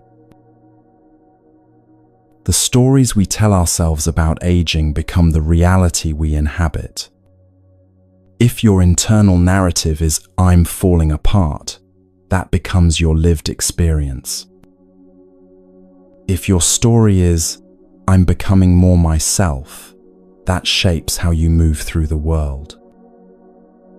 If you tell yourself, "My best years are behind me," you'll unconsciously create evidence for that belief. But what if you chose a different story? What if your narrative was, "I'm ripening like good wine"? What if you told yourself, "I'm accumulating wisdom like interest in a spiritual bank account"? What if your daily affirmation was, "Every year, I become more truly myself"? These aren't empty positive thinking mantras. They're invitations to recognize the real gifts that come with having lived. The compassion that develops from having suffered and survived. The patience that comes from having learned that most problems solve themselves. The gratitude that grows from understanding how precious and temporary everything is. There's a beautiful Buddhist teaching about the difference between growing old and growing up. Growing old is what happens to your body. It's inevitable and natural. Growing up is what happens to your spirit. It's optional and intentional. You can grow old without growing up, remaining stuck in the concerns and complaints of earlier decades. Or you can use the aging process as an opportunity to mature into wisdom, grace, and acceptance. The fear of aging often stems from a fear of irrelevance, of becoming invisible or unnecessary. But in the Buddhist understanding, relevance isn't about youth or productivity. It's about presence and compassion. The most relevant people are often those who have learned to truly listen, to offer comfort without trying to fix, to be present with others' pain without being overwhelmed by it. These skills rarely develop in youth when we're too busy establishing ourselves, proving ourselves, protecting ourselves. They emerge in the second half of life, when we've faced enough of our own challenges to develop genuine empathy for others' struggles. When we've accumulated enough losses to understand the preciousness of what remains.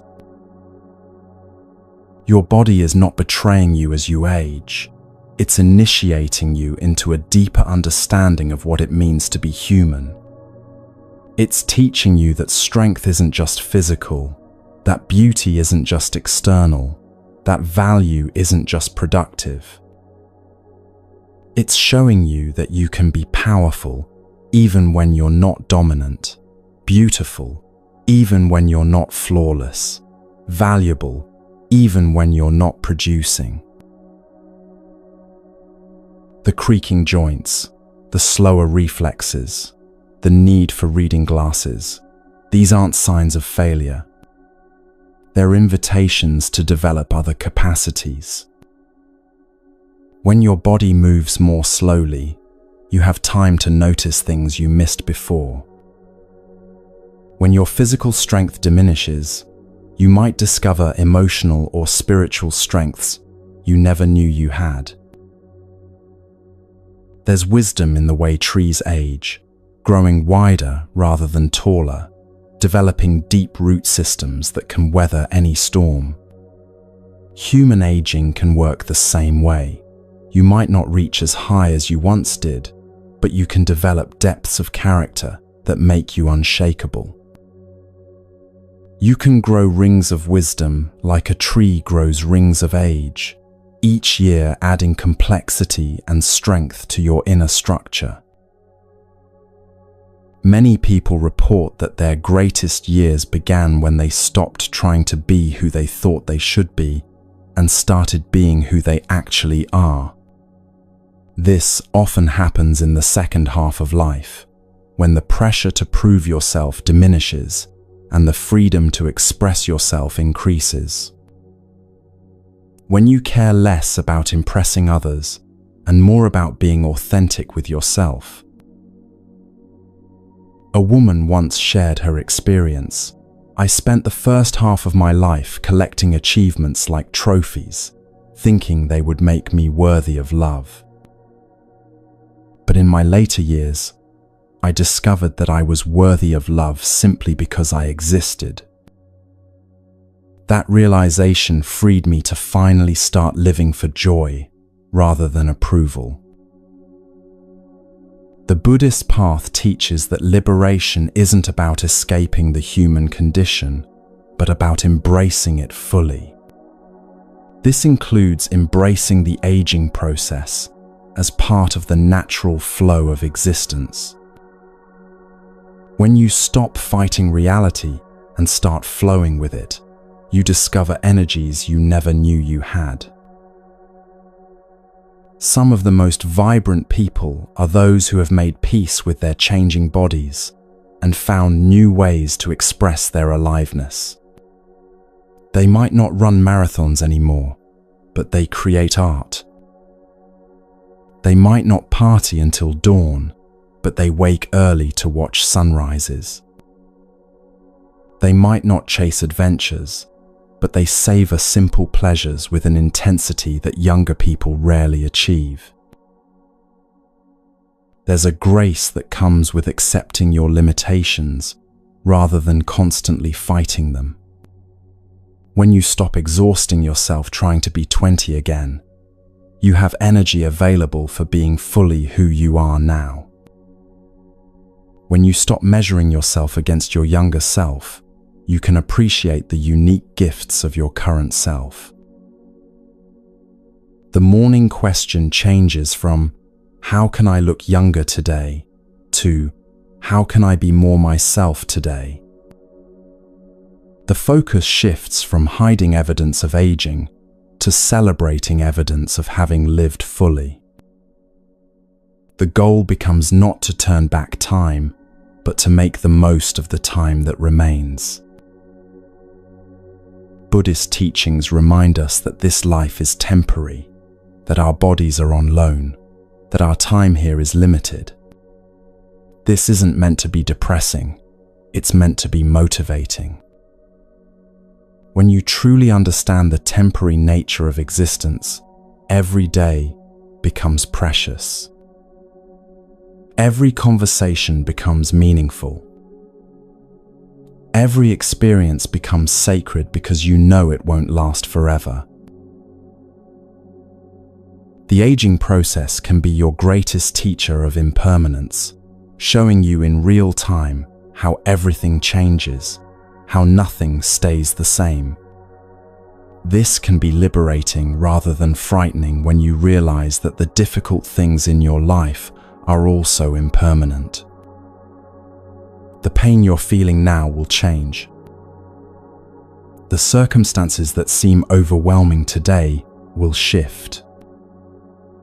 The problems that feel insurmountable will either be solved or become irrelevant with time. There's profound peace in accepting the natural rhythm of expansion and contraction that characterizes all of life. Your sphere of activity might contract as you age, but your sphere of understanding can expand. Your physical energy might diminish, but your emotional intelligence can deepen. Your social circle might get smaller, but your relationships can become more meaningful. The Buddhist concept of skillful aging involves learning to work with your changing capacities rather than against them. If you can't stand for long periods, you learn to appreciate sitting. If you can't travel far, you discover the richness of your immediate environment. If you can't do everything you once did, you choose more carefully what deserves your attention. This isn't settling for less, it's discovering more within less. It's finding that fulfillment doesn't require endless activity, that joy doesn't depend on constant stimulation, that meaning doesn't need external validation. These are lessons that often only become clear with age, gifts that come wrapped in the packaging of limitation. There's also a profound teaching hidden in the way aging forces us to slow down. In a culture obsessed with speed and efficiency, the natural slowing that comes with age can feel like failure. But from a Buddhist perspective, slowness is often where wisdom lives. When you can't rush anymore, you finally have time to truly experience your life. The ancient practice of walking meditation teaches us that there's profound value in moving slowly and deliberately. Each step becomes conscious, each breath becomes intentional. What if the physical slowing of age is an invitation into this same kind of conscious living? What if what looks like limitation is actually an opportunity for deeper presence? Many people discover that their creativity actually increases as they age, not despite their limitations, but because of them. When you can't rely on youth and energy to carry you through projects, you learn to work smarter, more intuitively. When you can't do everything, you focus on what truly matters to you. Constraints, as any artist knows, can be incredibly liberating. Most people will continue to fight their aging process until the very end, wasting precious energy on a battle they cannot win. They'll miss the beauty of autumn because they're still mourning the end of summer. They'll fail to appreciate the gifts of winter because they're trying to force spring to come early. But you're learning something different. You're discovering that every season of life has its own beauty, its own purpose, its own gifts. You're understanding that resistance creates suffering, but acceptance creates possibility. You're recognizing that the goal isn't to stop aging, but to age with grace, wisdom, and an open heart. Ask yourself, what belief about aging have you inherited that no longer serves you? What story about getting older are you ready to release? What would it feel like to wake up tomorrow and instead of counting what you've lost, appreciate what you've gained? Write it down, if you're moved to. I used to believe that aging meant, and then, now I choose to believe that aging means. Feel the difference between those two statements in your body. Notice how changing your story about aging changes how you feel about yourself right now. In Buddhism, we often speak of beginner's mind, approaching each moment with fresh eyes, regardless of how many times you've experienced something similar. Even at 60, 70, 80, you are not running out of firsts. You are not running out of wonder. You are running deeper into the mystery of what it means to be alive. But what breathes life into even the most tired body? What gives energy to someone who thought their vital years were behind them? What transforms the aging process from something to endure into something to embrace? It's the fifth and final principle, the one that reveals how purpose and meaning can literally rejuvenate your cells and transform your entire experience of being human.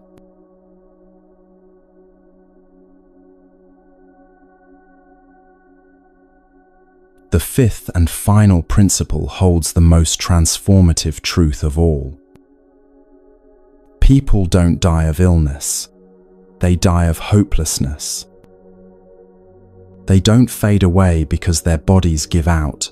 They fade away because they've forgotten why they want their bodies to keep going. They lose their will to heal, not because healing is impossible, but because they've lost sight of what makes healing worthwhile.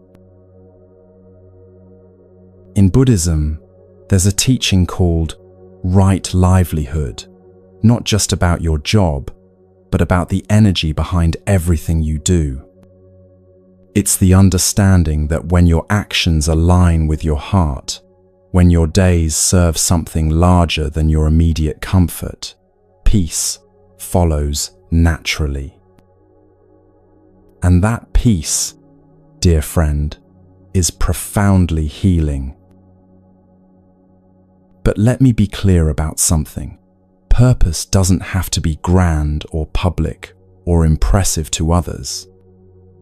It doesn't mean launching a foundation or writing a best-selling book or changing the world in obvious ways. Purpose can be as quiet as wanting to teach your granddaughter how to bake bread the way your grandmother taught you. It can be as simple as keeping a small garden alive because you love the way morning light touches the leaves.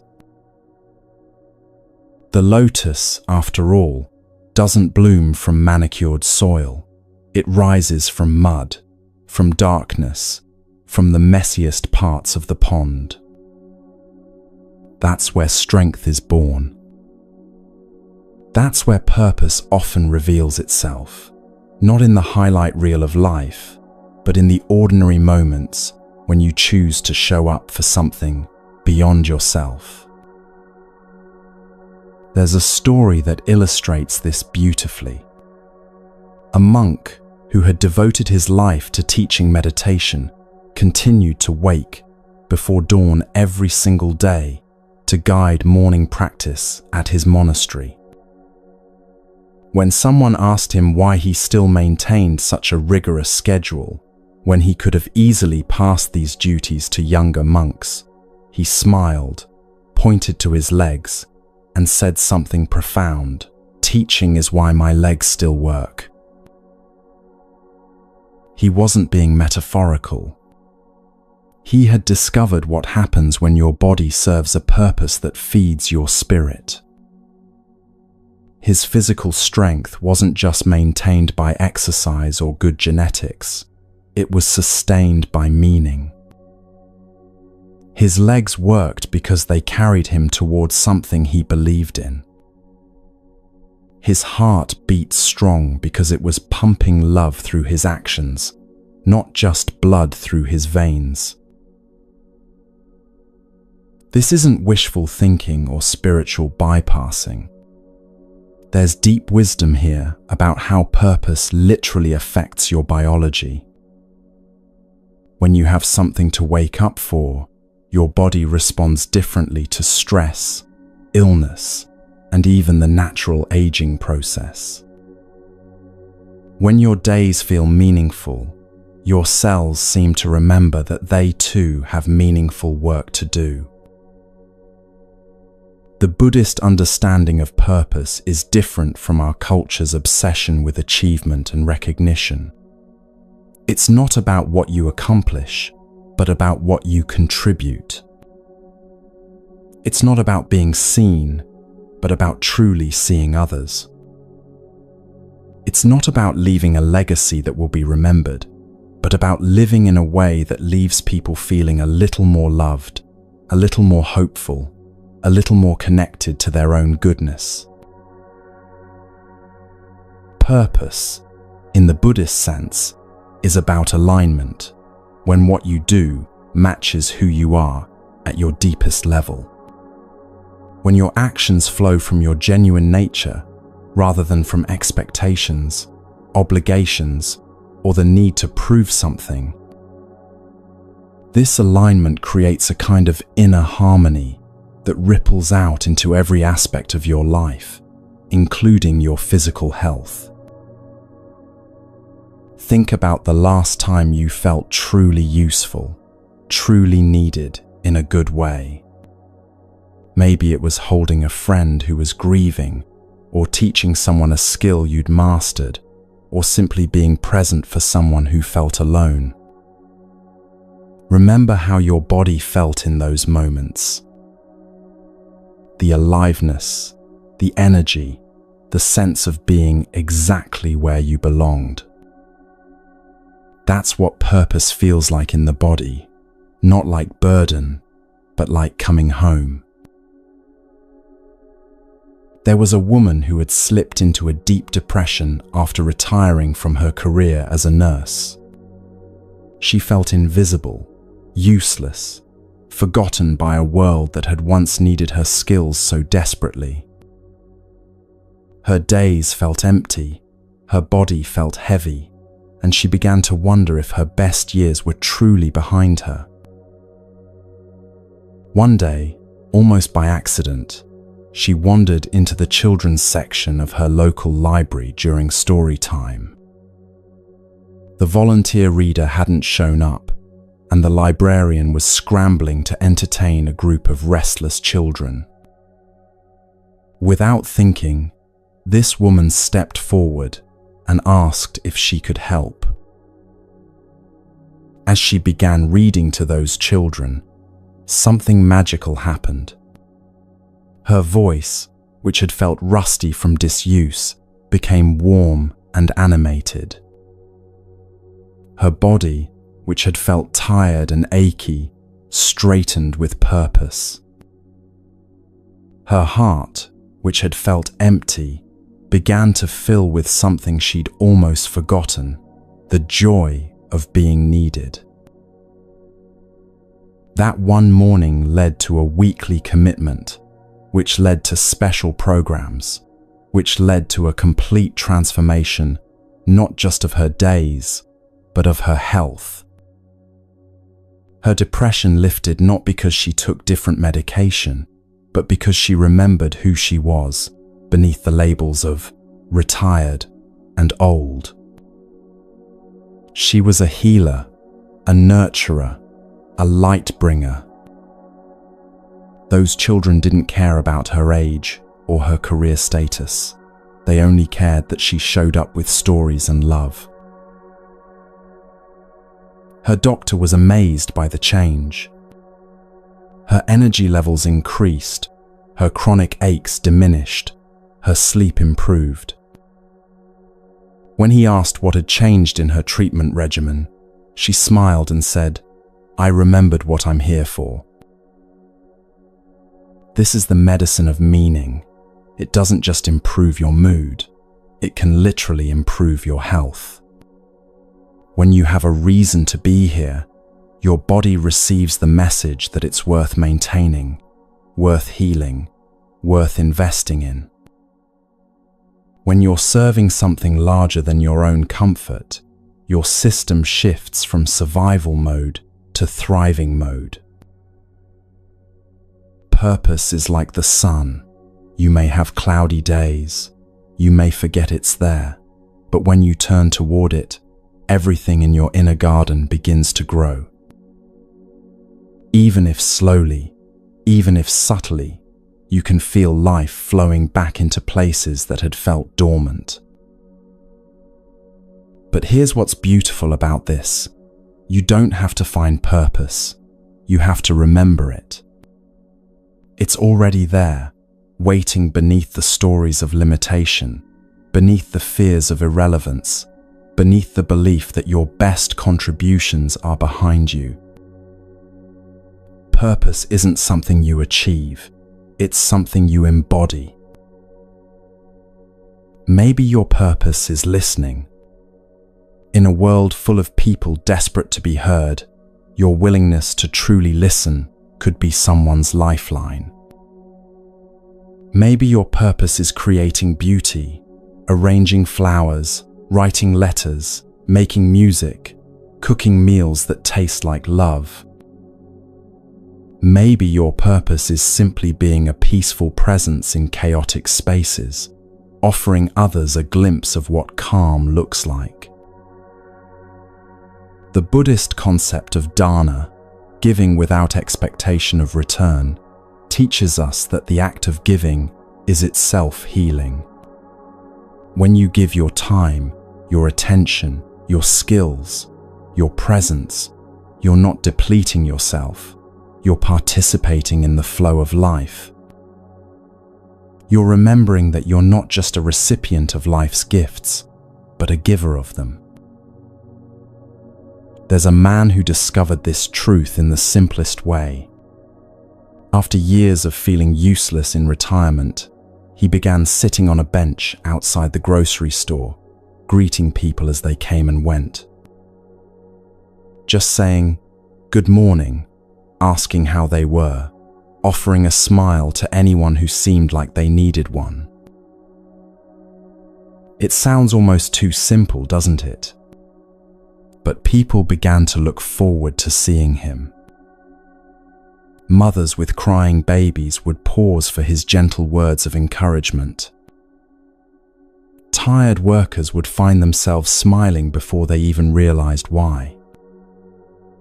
Children would wave from shopping carts, delighted by his animated greetings. He wasn't counseling anyone or solving major problems. He was simply offering his presence, his warmth, his genuine interest in others' well-being. And in doing so, he discovered something remarkable. His chronic back pain, which had plagued him for years, began to ease. Not because sitting on a bench was therapeutic for his spine, but because serving others was therapeutic for his spirit. This is how purpose works. It's magnetic. When you align with something that feels true and meaningful, life begins to conspire in your favor. Opportunities appear, energy returns, health improves, connections deepen. It's not magic. It's the natural result of living in harmony with your deeper nature. But what if you've lost touch with what feels meaningful to you? What if purpose feels like a luxury you can't afford when you're just trying to get through each day?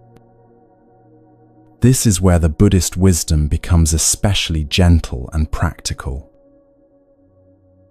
Start with the smallest possible service. Hold the door for someone whose hands are full. Compliment a cashier who looks tired. Send a text to someone you haven't spoken to in a while, just to let them know you're thinking of them. Feed the birds in your yard. Water a neighbor's plants.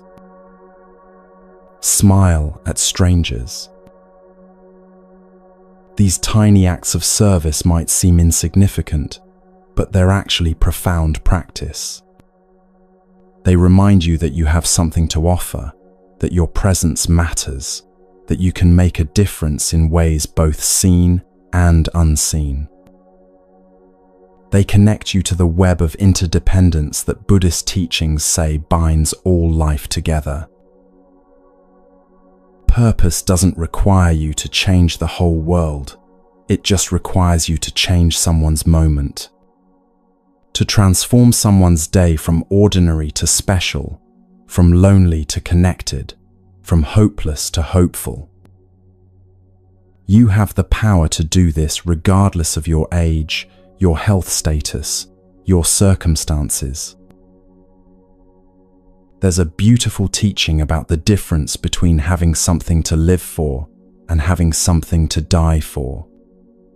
When you have something to die for, a cause, a belief, an ideal, you often end up actually dying for it, literally or metaphorically. But when you have something to live for, a person to care for, a skill to share, a joy to spread, you find yourself more alive than ever. The question isn't, how many years do I have left? The real question is, what will I bring to the years I have? Will you bring wisdom gained from your experiences? Will you bring compassion learned from your own struggles? Will you bring presence cultivated through years of living? Age, from this perspective, isn't about loss. It's about accumulation. Every year you've lived has added to your capacity for understanding, for empathy, for depth. You've collected stories, insights, perspectives that younger people simply haven't had time to gather. This collection isn't just for your own benefit, it's for the benefit of everyone whose life you touch. There's something profoundly healing about being needed not for what you can produce, but for who you are. The grandmother whose grandchildren seek her out, not because she has money or energy, but because she has time and attention and unconditional love. The neighbor who's become the unofficial counselor on his street because he's learned to listen without judgment. The woman at the community center who remembers everyone's names and always asks about their lives with genuine interest. These people have discovered the secret that purpose isn't about doing extraordinary things, it's about doing ordinary things with extraordinary presence and care. It's about showing up fully for the small moments that make up a human life.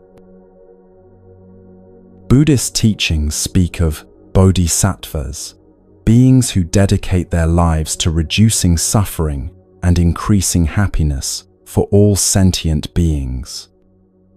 You don't need to be enlightened or formally religious to live like a bodhisattva.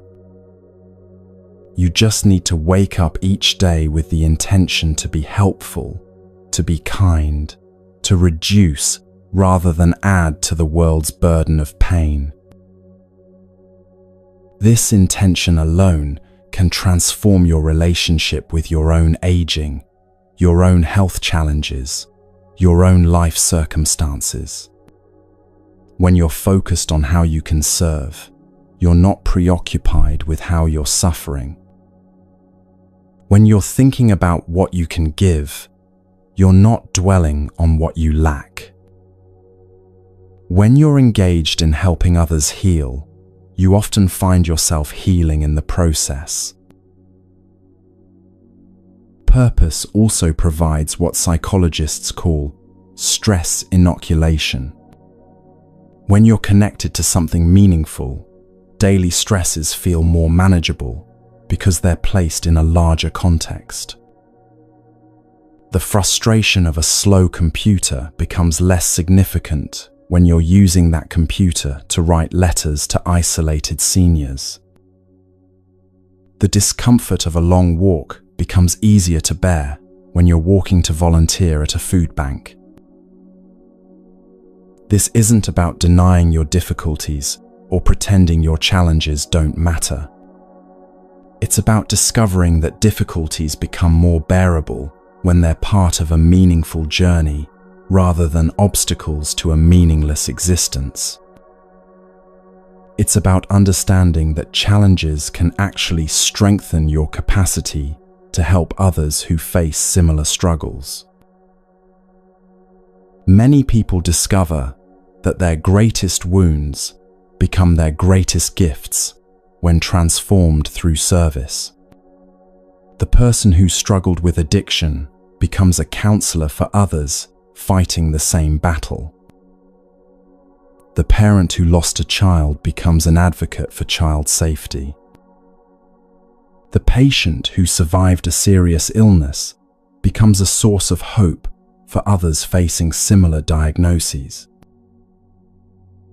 Your pain, when transformed through purpose, becomes medicine not just for you but for others.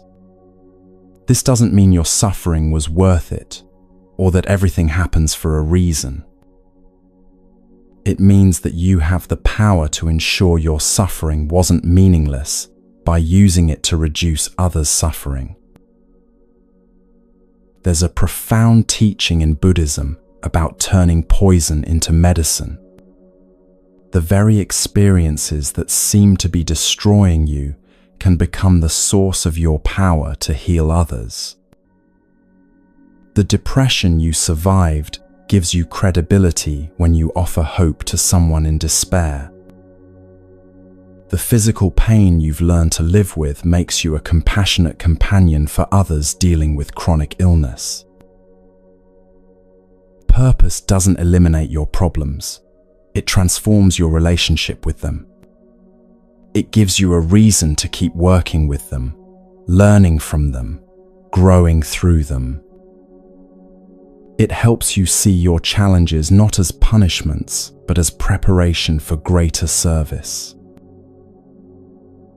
This perspective can be especially powerful when dealing with the changes that come with aging. Instead of seeing your slowing pace as a limitation, you might discover it allows you to be more present with people who also move slowly.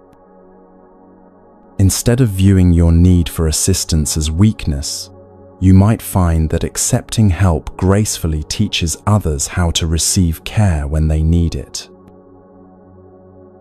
Every stage of life, every change in capacity, every shift in circumstances offers new opportunities for service, if you're open to seeing them. The person who can no longer drive might become an expert at online support groups. The grandmother who can't travel might become the family's keeper of stories and traditions. The retiree who can't work full-time might discover the perfect volunteer role that needs exactly their specific schedule and skills. Purpose is endlessly creative in finding ways to express itself through your unique circumstances. It doesn't require you to be someone you're not or do things you can't do. It asks only that you show up as who you are and offer what you have, even if what you have feels small or insufficient. There's a beautiful story about a teacher who asked his students what they would do if they knew they only had one day left to live. The students gave elaborate answers about exotic travels and dramatic gestures. The teacher listened, then said, "I would do exactly what I'm doing right now, teaching you. Because this is what I'm here for. And there's no moment more important than this one to be doing what I'm here for." This is the ultimate medicine of meaning, the recognition that your purpose isn't waiting for you in some future moment when you're healthier or more capable or have more resources. Your purpose is available right now, in whatever form you can currently express it. Maybe today your purpose is resting so you'll have energy to call a lonely friend tomorrow. Maybe it's taking care of your own healing so you can be more present for others. Maybe it's simply practicing patience and kindness with yourself so you can model those qualities for others who struggle with self-compassion. Purpose doesn't always look like action. Sometimes it looks like being. Being a peaceful presence in stressful situations. Being a source of acceptance for people who judge themselves harshly. Being an example of someone who has learned to age gracefully, love deeply, and face difficulties with dignity. When you embody these qualities, you're serving others, whether you realize it or not. Your example gives others permission to be human, to struggle, to age, to be imperfect while still being valuable.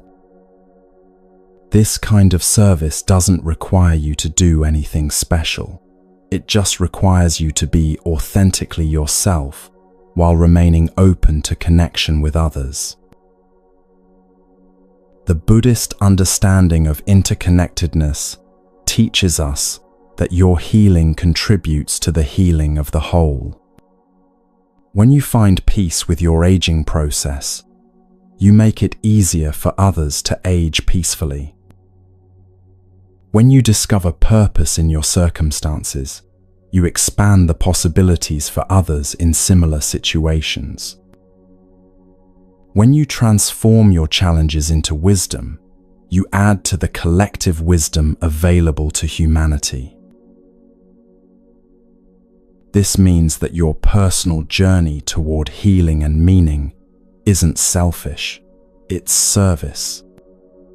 Every moment of genuine peace you experience, every insight you gain, every bit of healing you achieve becomes available to others in ways both seen and unseen. You're not just healing for yourself, you're healing for everyone who will encounter the person you become through your healing. Most people will continue to live as if their only purpose is to avoid discomfort and pursue pleasure. They'll miss the profound healing that comes from aligning with something larger than their immediate concerns. They'll spend their energy trying to extend their lives without ever asking what would make their lives worth extending. But you're discovering something different. You're learning that the question isn't, how long will I live, but how deeply will I live? You're understanding that the goal isn't to have more years, but to have more meaning in the years you have. You're recognizing that purpose isn't a luxury for the young and healthy. It's medicine for anyone brave enough to look beyond their own concerns and ask, how can I help? So let me ask you this, in the quiet of this moment, what is one reason you still want to wake up tomorrow? Not because you should or because others expect you to, but because something in you still feels called to be here, to participate, to contribute to the great web of existence in whatever way you can. Maybe it's as simple as wanting to see tomorrow's sunrise. Maybe it's the desire to hear your loved one's voice one more time. Maybe it's the hope that you might be able to ease someone's burden, even in the smallest way. Maybe it's curiosity about what you might learn or who you might meet or how you might grow. Whatever it is, however small it might seem, honor it. Let it be enough for now. Let it be the seed from which larger purposes can grow. Let it remind you that you're not just a body aging through time. You're a conscious being with something unique to offer, something that only you can give in exactly the way you can give it. Purpose doesn't require you to be perfect or healed or enlightened. It requires you to be present, to be genuine, to be willing to let your life matter to someone, including yourself. It asks you to remember that every day you're here is an opportunity to add a little more light to the world, even if that light sometimes flickers, even if it's not as bright as it once was. Your life is not winding down, it's deepening. Your purpose is not behind you, it's still unfolding. Your greatest contributions may not be in your past. They may be in the love you share today, the wisdom you offer tomorrow, the presence you bring to this very moment. You are not too old, too tired, too broken, or too late. You are exactly who the world needs right now, someone who has lived, who has learned, who has something to offer that can only come from having walked the path you've walked. Your medicine is your presence. Your healing is your gift. Your purpose is your willingness to keep showing up for life, for others, for the sacred work of being human. So tonight, as you prepare for rest, carry this with you. Tomorrow is not just another day to get through. It's another opportunity to remember who you are beneath all the stories of limitation.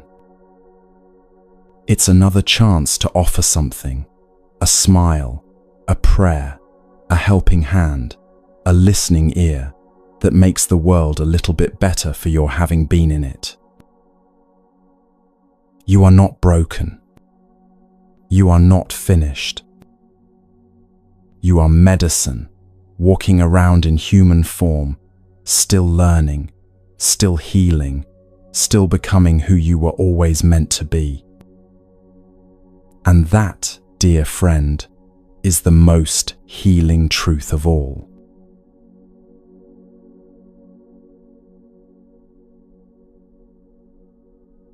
As we reach the end of this journey together, let's pause and feel what has shifted within you.